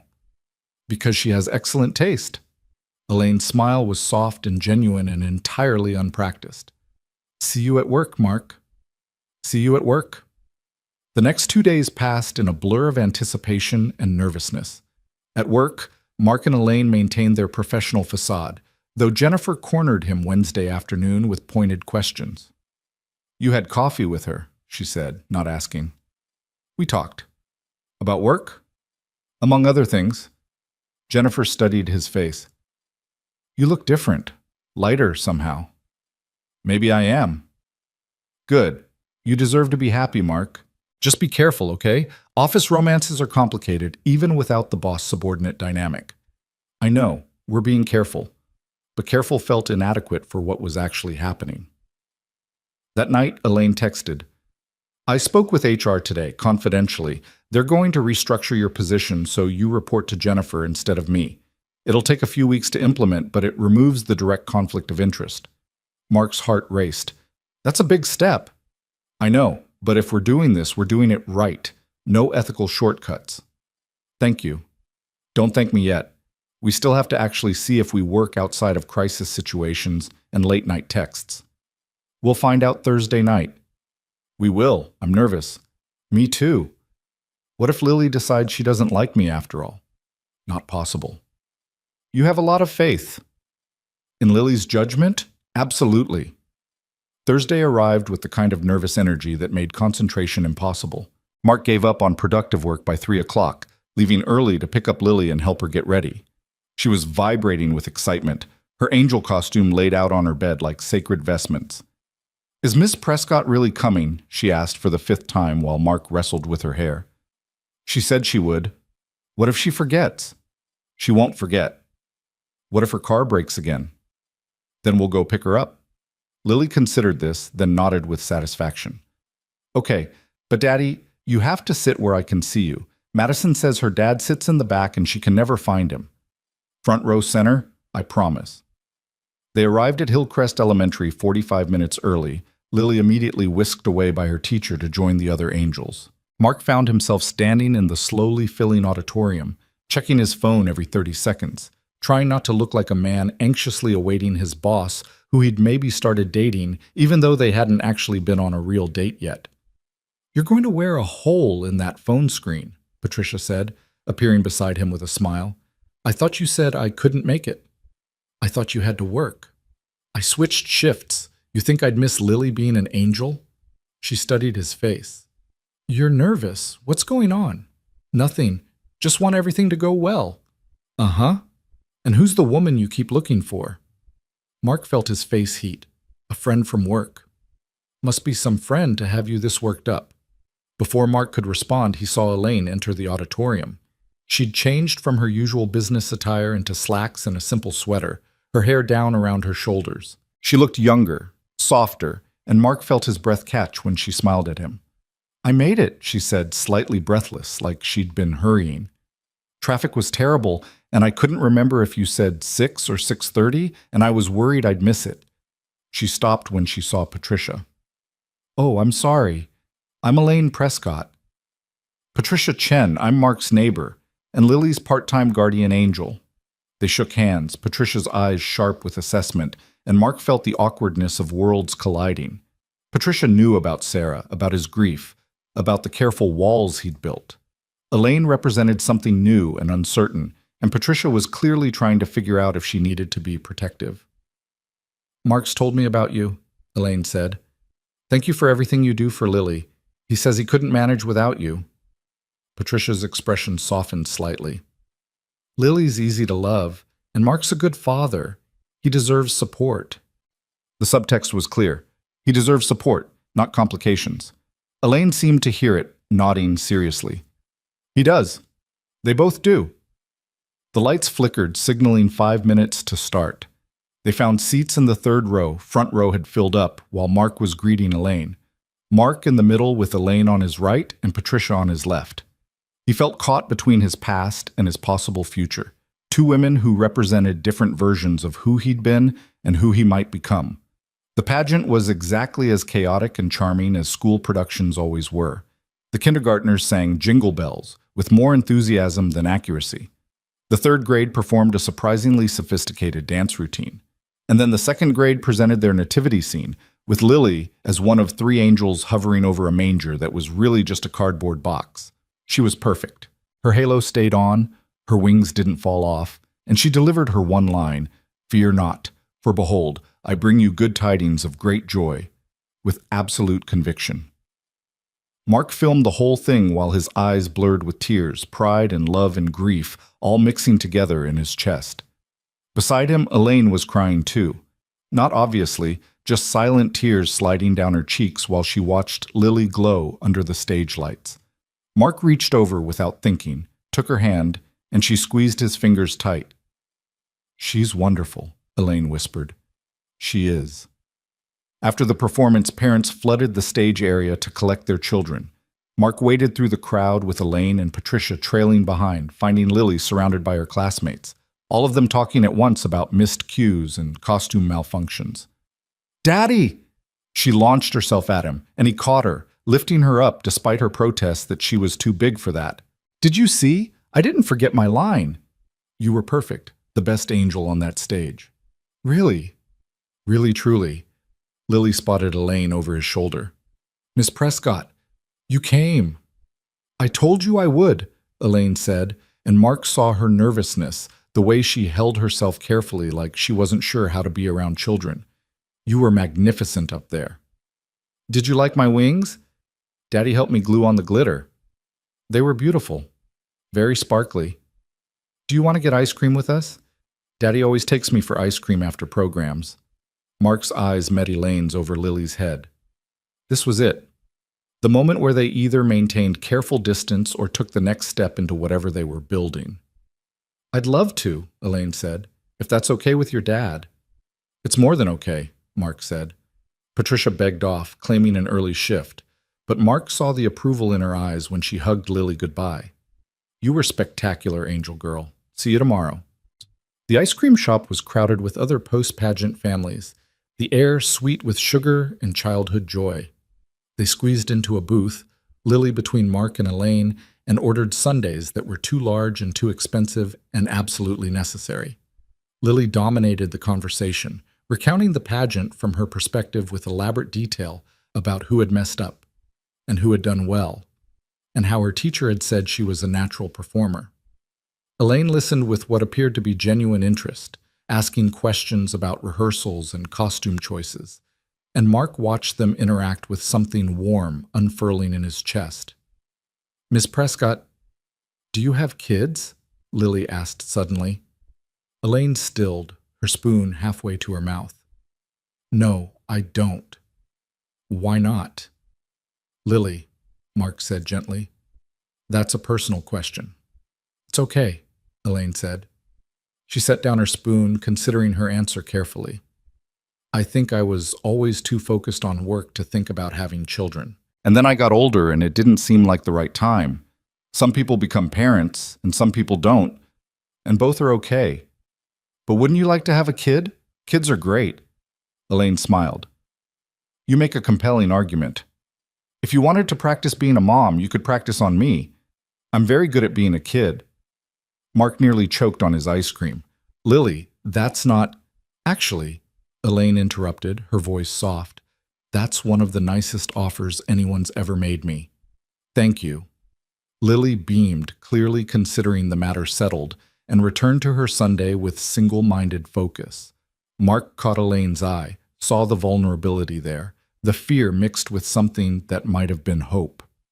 They stayed at the ice cream shop until Lily started yawning, her post-performance adrenaline finally crashing into exhaustion. Mark carried her to the car while Elaine walked beside them, and there was something achingly domestic about the scene, the three of them together, full of ice cream and contentment, navigating the cold parking lot like they'd done this 100 times before. "Thank you for coming tonight," Mark said when they reached Elaine's car. Lily was already half asleep against his shoulder. "Thank you for inviting me, for letting me be part of this." Elaine reached out, gently touched Lily's back. "She's really special, Mark." "She is. And so are you." Before Mark could respond, Lily mumbled, "Miss Prescott should come over for Christmas. We make cookies and watch movies, and it's really fun." Elaine's eyes widened. "Oh, I don't think—" "We'd love to have you," Mark heard himself say. "If you don't have other plans." "I don't. My family's in California and we're not close. I was going to spend it alone with Chinese takeout and a book." "Then come to us. Christmas Eve. We make cookies in the afternoon, watch movies in the evening. Nothing fancy, just us." Elaine looked between Mark and the sleeping Lily, her expression unreadable. "Are you sure?" "Very sure." "Okay, then I'd love to." They stood there in the cold parking lot, Lily breathing softly against Mark's neck, Elaine's face soft in the streetlight glow, and Mark felt the strangest sensation, like his life was pivoting, turning towards something he couldn't quite see but desperately wanted to reach. "I should get her home," he said finally. "Of course. Good night, Mark." "Good night, Elaine." He watched her drive away, then carried Lily to his car, tucking her into her booster seat where she immediately curled up and continued sleeping. During the drive home, Mark's mind raced through everything that had happened: the pageant, the ice cream, Lily's casual invitation that had somehow turned into Christmas plans. They were building something, he and Elaine, something fragile and complicated and maybe impossible, but undeniably real. At home, he carried Lily inside and tucked her into bed, still in her angel costume, too tired to change her properly. She stirred just enough to mumble, "I like Miss Prescott, Daddy. She's nice." "She is, sweetheart." "I think Mommy would like her too." Mark's throat closed. "Yeah?" "Mm-hmm. Because she makes you smile the way you smile in pictures with Mommy, like you're really happy and not just pretending." Mark kissed her forehead, unable to speak past the lump in his throat. When she'd drifted back to sleep, he sat on the edge of her bed, looking at his daughter's peaceful face, and felt gratitude so intense it hurt. His phone buzzed with a text from Elaine. "I had a wonderful time tonight. Lily is extraordinary. You're raising an amazing human. She likes you too, wants you to practice being a mom on her, apparently." That was the sweetest and most terrifying thing anyone's ever said to me. "She has that effect." "Mark, about Christmas." "Second thoughts?" "No, the opposite. I'm looking forward to it more than I should be. That scares me." "Me too, but maybe scared isn't always bad." "Maybe not." They texted for another hour, the conversation wandering from the pageant to childhood Christmas memories, to their fears about what they were building together. Eventually Elaine wrote, "I should sleep, but I'm glad we're doing this, whatever this is." "Me too." "Good night, Mark." "Good night." Mark set his phone down and walked to his bedroom, pausing at the photo of Sarah on his nightstand. She was laughing in the picture, caught mid-joy, and Mark tried to imagine what she'd think of Elaine, of this tentative new thing growing in his life. "I think you'd like her," he whispered to the photo. "She's smart and kind and scared of getting hurt again. She makes me feel like maybe there's more to life than just surviving. I hope that's okay. I hope I'm not betraying you by wanting this." Sarah's frozen smile offered no judgment, and Mark chose to take that as permission. He climbed into bed, exhausted but unable to sleep, his mind churning through possibilities and fears and hopes he'd thought were dead. The next morning was Friday, and Mark arrived at work to find an email from HR scheduling a meeting for the following week to discuss organizational restructuring. Jennifer caught him at his desk before lunch, her expression carefully neutral. "Did you get the HR email?" she asked. "Yeah, do you know what it's about?" Jennifer's smile was knowing. "I might have been approached about taking on additional team members, including you." Mark felt relief and anxiety war in his chest. "And you're okay with that?" "Are you kidding? You're the best analyst we have. I'm thrilled." She lowered her voice. "I also know why this restructuring is happening, and I think you're both being smart about it, doing things the right way." "We're trying." "Good. Just don't screw it up, okay? I like both of you too much to watch this implode." The restructuring was finalized the following Wednesday. Mark's official reporting line changed from Elaine to Jennifer, removing the direct conflict of interest while keeping him in the same role. A few people noticed and commented, but the explanation of organizational efficiency seemed to satisfy most curiosity. That evening, Elaine texted, "It's official, we're no longer boss and employee." "How do you feel about that?" "Terrified, relieved, excited, all of the above." "So what now?" "Now we see if this actually works when we're not navigating power dynamics and professional ethics." "Want to find out over dinner tomorrow night?" There was a long pause before her response came through. "Like a date?" "Exactly like a date." "Okay, yes, I'd like that." Mark smiled at his phone, feeling like a teenager asking someone to prom. "I'll pick you up at 7. "I'll be ready." Christmas Eve arrived with fresh snow and the kind of quiet that only winter holidays bring.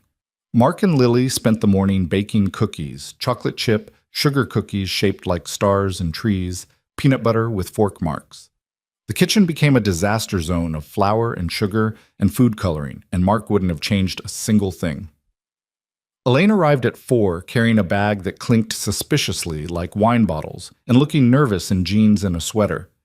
Lily answered the door before Mark could, launching into an enthusiastic hug that made Elaine's eyes widen with surprise. "You came! We made so many cookies!" "I brought wine," Elaine said, showing Mark the bag. "And sparkling cider for Lily. I wasn't sure what was appropriate." "It's perfect," Mark said, taking the bag and trying not to notice how domestic this felt. How right. "Come in. Make yourself at home." The afternoon unfolded with easy warmth. They decorated the remaining cookies, Elaine proving surprisingly adept at piping frosting despite claiming she'd never done it before.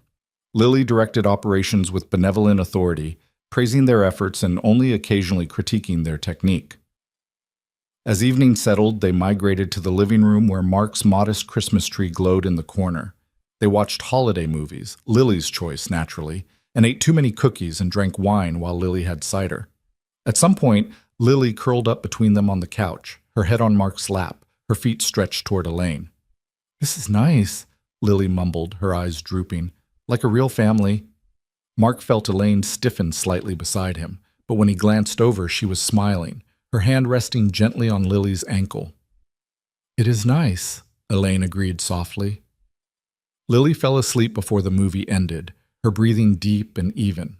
Mark carefully extracted himself, lifted her, and carried her to bed. When he returned, Elaine was standing by the window, looking out at the snow falling in soft white curtains. "She's wonderful," Elaine said without turning around. "She is." "Mark, I need to tell you something." Elaine finally faced him. "I'm falling for you, both of you, and that terrifies me because I'm so bad at this. I don't know how to be in a relationship without sacrificing my career or my independence. I don't know how to be a mother figure to a child who's not mine. I don't know how to navigate loving someone who's still grieving someone else." Mark crossed to her, took her hands. "I don't have all the answers either, but I know that you make me want to try. You make me feel like maybe grief doesn't have to be my whole story. What if I mess this up? What if I hurt her? What if you don't? What if we actually figure this out together?" Elaine's eyes were bright with tears. "I want to believe that's possible." "Then believe it. We'll figure it out as we go." She kissed him then, soft and tentative and sweet, and Mark felt something in his chest unlock, some door he'd kept closed swinging open to let light flood in. When they pulled apart, Elaine was crying for real, and Mark kissed her tears away, tasting salt and hope and new beginnings. "Merry Christmas," he whispered. "Merry Christmas," she whispered back. They stood there in his living room, holding each other while snow fell outside and Lily slept peacefully down the hall. And Mark thought about Sarah's promise that his heart would be big enough for new love without losing the old. He thought about Elaine's courage in trying despite her fear. He thought about Lily's simple wisdom that love doesn't run out. And he thought that maybe, just maybe, they were all going to be okay. Elaine left around midnight after they talked for hours in quiet voices about everything and nothing, their fingers intertwined on the couch like teenagers figuring out intimacy for the first time. Mark walked her to her car through the snow, kissed her goodnight under the streetlight, and watched her drive away with a fullness in his chest that felt both foreign and achingly familiar. Christmas morning arrived with Lily bouncing on his bed at 6:30, her excitement infectious despite the early hour. They opened presents in their pajamas, modest gifts that Mark had carefully budgeted for, nothing extravagant but chosen with love. Lily's squeal of delight over a new art set made every dollar worth it. "Did Santa bring Miss Prescott any presents?" Lily asked suddenly, surrounded by wrapping paper and new treasures. "I don't know, sweetheart. She probably celebrated by herself this morning." Lily's face fell. "That's sad. Nobody should be alone on Christmas." Mark's phone buzzed with a text from Elaine, as if summoned by Lily's concern. "Merry Christmas. Thank you for last night. I'm sitting here with coffee and Chinese takeout for one, and all I can think about is how much I'd rather be eating too many cookies with you two. He showed the message to Lily, who immediately declared, "We have to invite her over. We have extra ham and Daddy made too many potatoes like always." Mark hesitated, thinking about boundaries and not moving too fast. But then he remembered Elaine's face last night, the vulnerability in her admission that she was falling for them. He typed, "Lily insists you join us for Christmas dinner, 2 o'clock. Very casual. Say yes." Her response came quickly. "I don't want to intrude on your day." "You're not intruding. You're invited. There's a difference." "Are you sure?" Mark looked at Lily's hopeful face, thought about the empty chair at their table that had haunted every holiday for 3 years, and realized that maybe it was time to stop treating that emptiness like a shrine to grief. "Very sure. Please come." "Okay. Thank you. Should I bring anything?" "Just yourself." Elaine arrived at 2 on the dot, carrying a beautifully wrapped box that she handed to Lily with endearing nervousness. "I wasn't sure what you'd like, so I hope this is okay." Lily tore into the wrapping with enthusiasm, revealing an elaborate art kit, professional quality watercolors, brushes, sketch pads, the kind of supplies Mark could never afford. Her eyes went wide. "This is the fancy kind. Madison's mom is an artist and she has these." "I asked the store clerk what a creative 7-year-old might enjoy," Elaine admitted. "If it's too much, I can—" "It's perfect," Mark said, seeing Lily's joy. "Really perfect. Thank you." Dinner was chaotic and wonderful, with Lily chattering nonstop and Mark burning the rolls but nailing the ham. Elaine fit into their small family unit with surprising ease, laughing at Lily's jokes and helping clean up without being asked. They played board games afterward, Elaine proving fiercely competitive at Candyland in ways that made Lily shriek with delighted outrage. As evening approached and Lily started yawning, Mark caught Elaine's eye across the living room. She was smiling, really smiling, the kind of unguarded joy he'd never seen on her face at work. She looked younger, lighter, like someone who'd put down a heavy burden she'd been carrying for too long. "I should probably go," Elaine said reluctantly when Lily dozed off mid-game. "Let you two have your evening routine." "Stay," Mark said. "Just a little longer." After he'd put Lily to bed, Mark returned to find Elaine standing by the Christmas tree, studying the ornaments with quiet attention. Many of them were handmade, crafts from Lily's younger years, but scattered among them were older ornaments, delicate glass pieces that had been Sarah's. "These are beautiful," Elaine said softly, touching one gently. "They were Sarah's. Her grandmother gave them to her." Mark moved to stand beside her. "I almost didn't put them up this year. Thought maybe it was time to let go of some things. But you did put them up." "Lily wanted to. She said they're part of our family's story, and just because someone's gone doesn't mean we erase them." Elaine was quiet for a long moment. "Does it bother you that I'm here, in the space she used to occupy?" Mark turned to face her fully. "You're not in Sarah's space. You're in your own space. Sarah was my past, and I'll always love her, but you're my present, maybe my future. Those aren't contradictory things. Your daughter is very wise. She gets it from her mother." Elaine's eyes shone with tears. "I'm so scared of messing this up, Mark. Of hurting Lily. Of not being enough for either of you. You're already enough. You showed up. You tried. You're here on Christmas night when you could be anywhere else. And you're worried about being enough. Elaine, you're more than enough." She kissed him then, deeper than the night before, her hands in his hair and her body pressed against his in a way that made his heart race. When they finally broke apart, both breathing hard, Elaine rested her forehead against his. "I should really go now," she whispered, "before I don't want to leave at all." "Would that be so terrible?" "No, but it would be fast. And we said we'd go slowly." Mark knew she was right, even as everything in him wanted to ask her to stay. "Okay. Slowly. Thank you for today. For including me. For making me feel like I belong somewhere. You do belong. Here. With us." After Elaine left, Mark sat on the couch in the glow of the Christmas tree, feeling the strangest mix of contentment and anticipation. His phone buzzed with a text. "I'm home." Missing you already. Is that pathetic? Not pathetic. I'm missing you too. When can I see you again? Tomorrow? Lily has a play date in the afternoon. We could grab coffee or lunch or just sit in a parking lot and talk. I'm not picky. Lunch.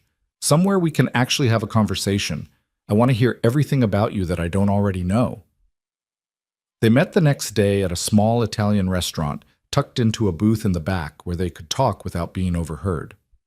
Elaine wanted to know everything about his childhood, his relationship with Sarah, how he'd managed after her death, what he dreamed about for Lily's future. Mark found himself sharing things he'd never told anyone, the grief and fear and overwhelming responsibility of single parenthood. In return, Elaine told him about her marriage, the slow erosion of intimacy as her career consumed more of her energy. She talked about the loneliness of success, how climbing the corporate ladder meant leaving people behind who couldn't or wouldn't keep pace. She admitted her fear that she was fundamentally broken when it came to relationships, that her ex-husband had been right about her prioritizing work over everything else. But I don't want to be that person anymore, she said, her hand wrapped around her water glass like it could anchor her. With you and Lily, I feel like maybe I could learn to be different, to want different things. You don't have to change who you are, Mark said. Your ambition and drive aren't flaws. They're part of what makes you who you are. But they cost me my marriage. They cost you a marriage to someone who needed you to be smaller so he could feel bigger. That's different than them being inherently wrong. Elaine looked at him with something like wonder. How are you so understanding about this? Because Sarah was ambitious too.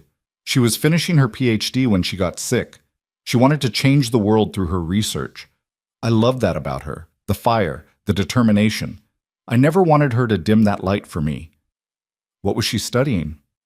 Environmental chemistry, specifically water purification systems for developing countries. She wanted to solve the global water crisis. Mark smiled at the memory. She used to say that if she could give clean water to even one village, her life would have mattered.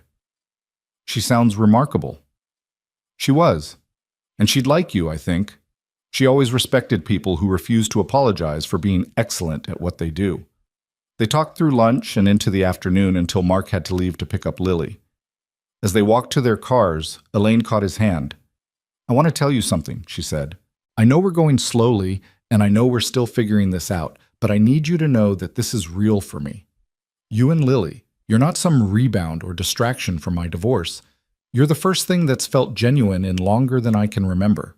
Mark pulled her close, kissed her forehead. It's real for me, too. The weeks after Christmas fell into a rhythm that felt both new and comfortable. Mark and Elaine saw each other 2 or 3 times a week, always with Lily present at first, building a foundation of family rather than just romance.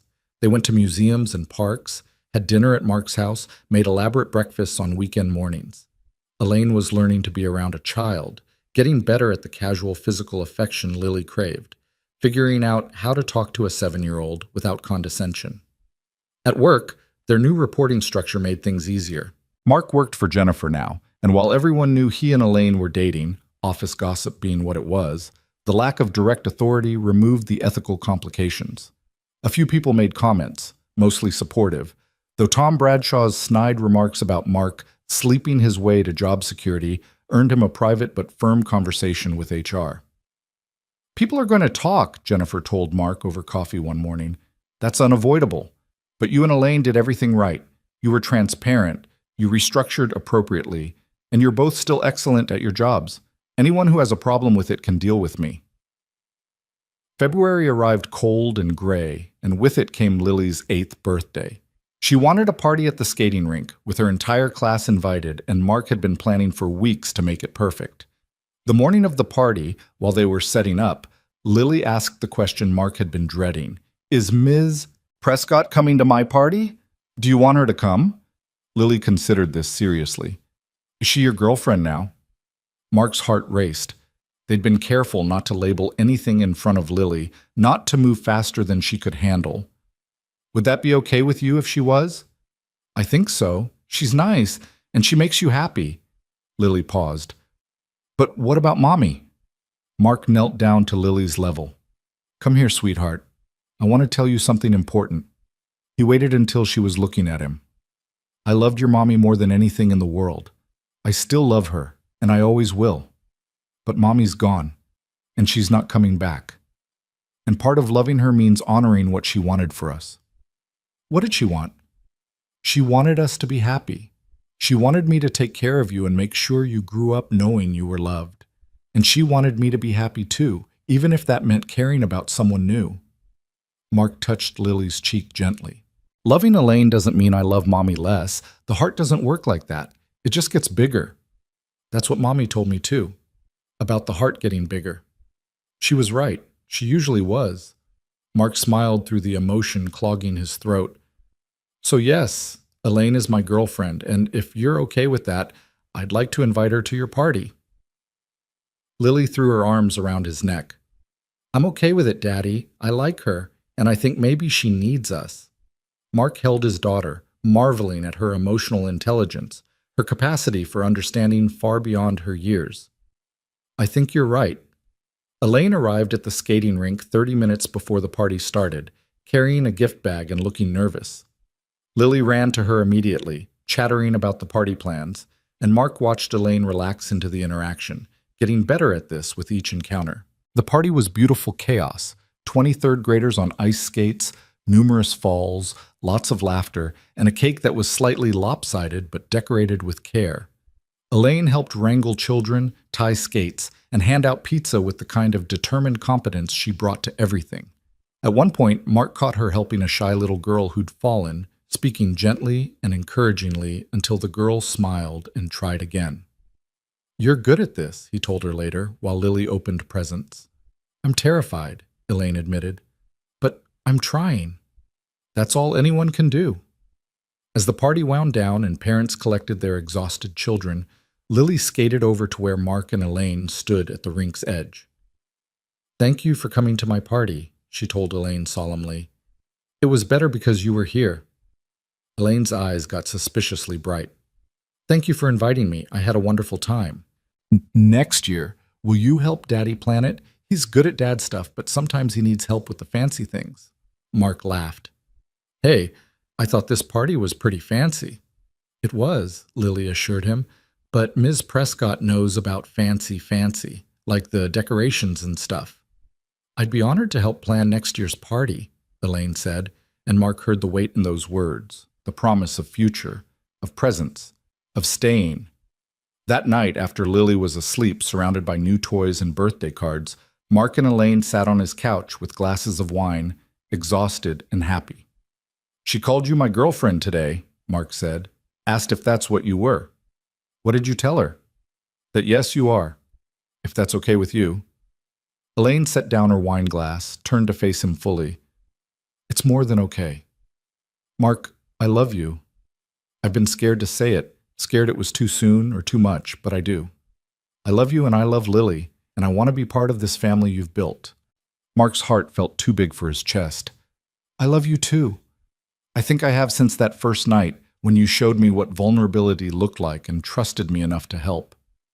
They kissed, deep and slow and full of promise, and when they pulled apart, Elaine was crying. Happy tears, she assured him. I just never thought I'd have this. A family. People who want me around not for what I can do or what I can provide, but just for me. Well, you do. We want you. All of you, including the parts that are scared and the parts that are still figuring this out. I want to meet Sarah, Elaine said suddenly. Not literally, obviously, but I want to visit her grave, pay my respects, thank her for raising such an incredible daughter, and for loving you in a way that taught you how to love again. Mark felt tears prick his own eyes. She'd like that. We could go this weekend if you want. They went on Saturday, just the two of them, while Lily was at a friend's house. The cemetery was peaceful, snow covering the ground in pristine white. Mark led Elaine to Sarah's headstone, simple granite with her name and dates, and the words, beloved wife and mother, brilliant mind, beautiful soul. Mark knelt, brushed snow from the stone. Hi, Sarah. I brought someone to meet you. This is Elaine. She's important to me. To us. He felt Elaine's hand on his shoulder, grounding him. I think you'd like her. She's smart and driven and terrible at baking cookies, but she tries anyway. She makes Lily laugh. She makes me feel alive again. Elaine knelt beside him, her hand finding his. I never got to meet you, she said quietly, but I see you everywhere in your daughter, in Mark's capacity for love and patience, in the home you built together. She paused, clearly emotional. I promise to honor your memory, to never try to replace you, to love them both with everything I have. Mark pulled her close, and they knelt there together in the snow, paying respects to the past while building toward a future. It felt right, Mark thought, like Sarah was giving her blessing to this new beginning. Spring arrived gradually, winter releasing its grip with reluctant grace. Mark and Elaine's relationship deepened, moving from tentative new love into something more solid and sure. Elaine started keeping clothes at Mark's house, had her own key, showed up for dinner most nights. Lily called her Elaine now instead of Ms. Prescott, and the three of them had fallen into routines that felt increasingly like family. But Mark knew they needed to have the bigger conversation, the one about what came next. He waited until a quiet evening in April, after Lily was asleep, to broach the subject. I want you to move in with us, he said, the words coming out more bluntly than he'd intended. Elaine looked up from her laptop, surprise flickering across her features. That's a big step. I know. But you're already here most nights anyway. And it feels ridiculous that you're paying for an apartment you barely use while also storing half your wardrobe in my closet. It's not about the logistics, Mark. It's about what it means. For us. For Lily. It means we're building a life together. That's what I want. Is it what you want? Elaine closed her laptop, set it aside. Yes, but I'm scared. Of what? Of messing it up. Of Lily resenting me for taking up space in her home. Of you realizing I'm not cut out for this domestic life and regretting asking me. Mark moved to sit beside her, took her hands. Elaine, you've been part of our domestic life for months now. Lily adores you. I love you. The only thing that would change by you moving in is that you'd stop wasting money on rent. She laughed, the sound watery. You make it sound so simple. It is simple. Do you want to wake up here every morning? Do you want to have breakfast with us and argue with Lily about bedtimes and help her with homework? Yes.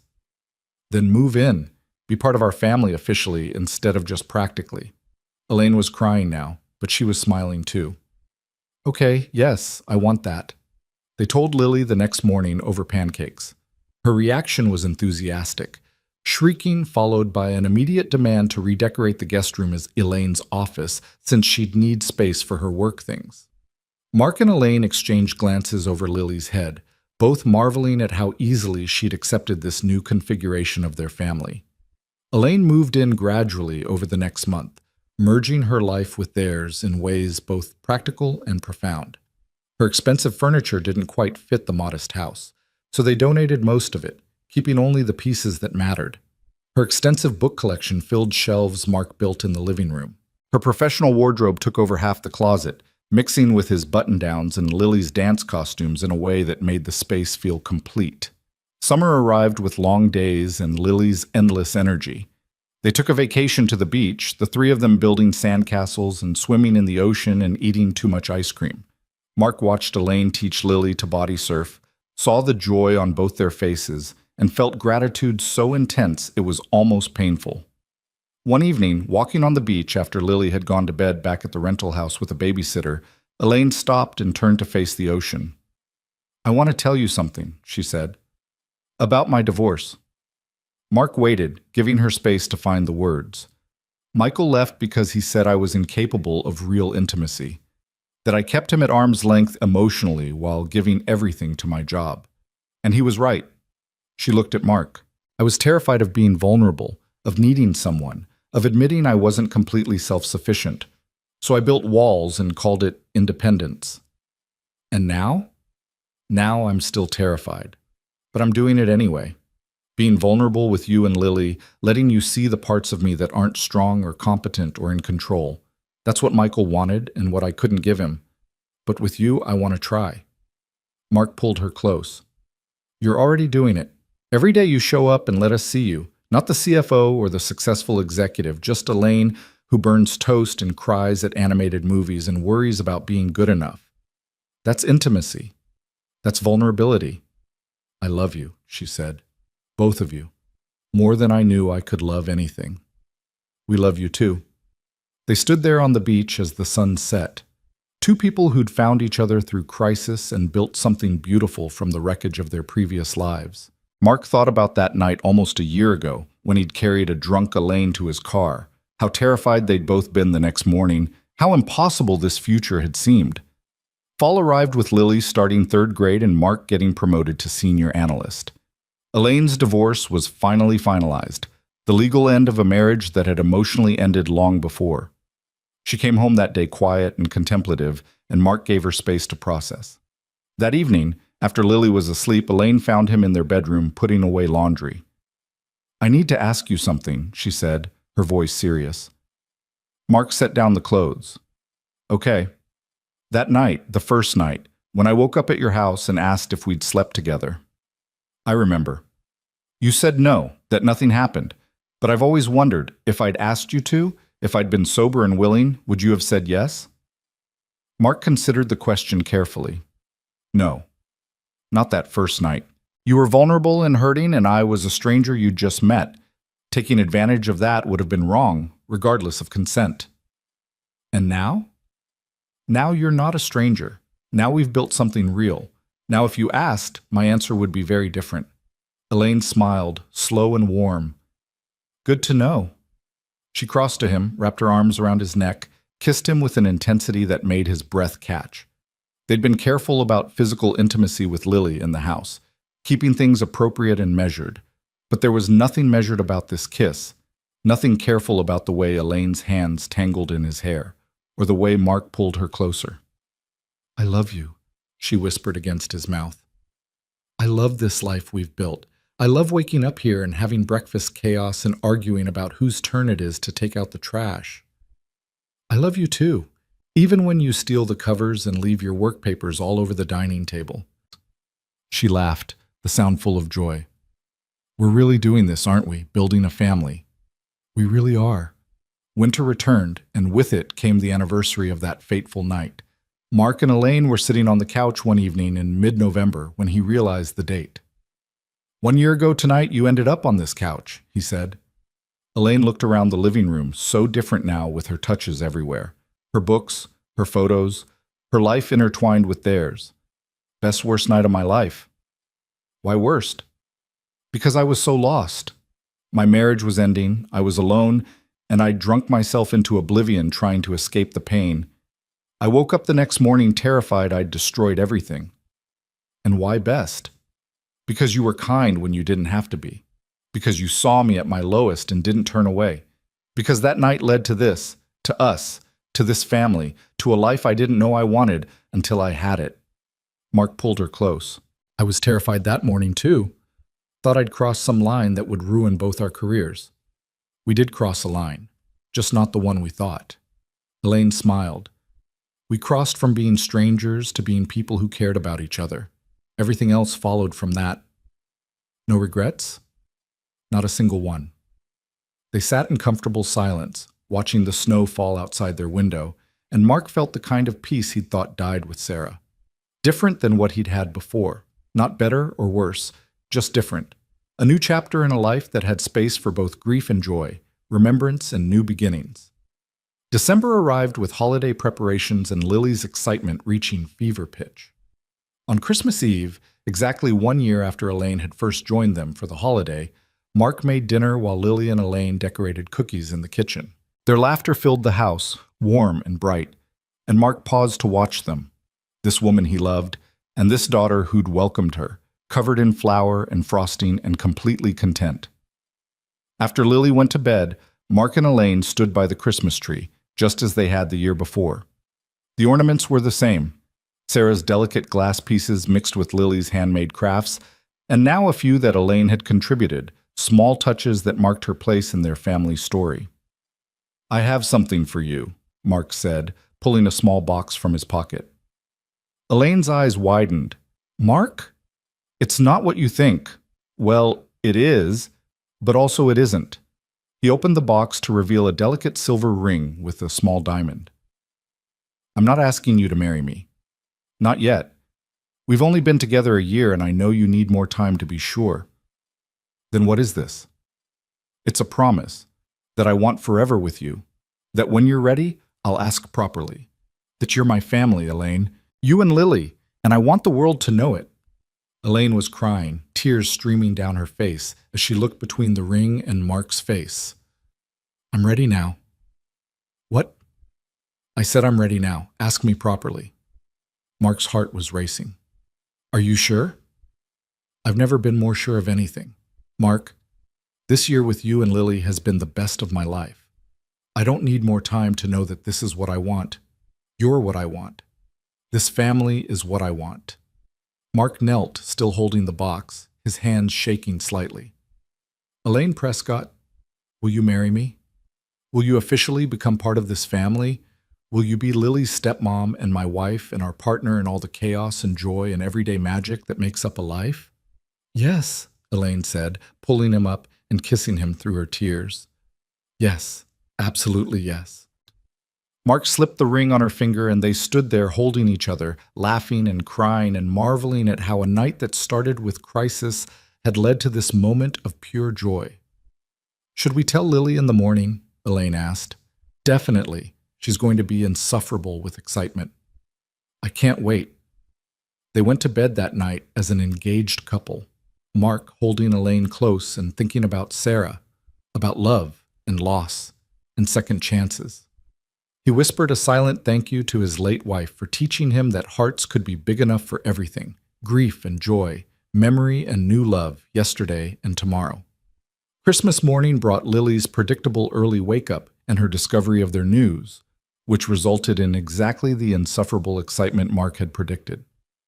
She immediately began planning the wedding with elaborate detail, insisting on being the flower girl and suggesting that they get married tomorrow or maybe next week at the latest. We need a little more time than that to plan, sweetheart, Mark said, laughing. But why? You love each other. Elaine already lives here. What else is there to plan? She has a point, Elaine said, smiling at Mark over Lily's head. They settled on a spring wedding, simple and small, with just close friends and family. Patricia cried when they told her, hugging both of them and declaring she'd known from the start they were meant for each other. Jennifer organized an office celebration that was tasteful and supportive, with no awkwardness about the boss-turned-family member dynamic. The months between Christmas and the wedding passed in a blur of planning and normal life.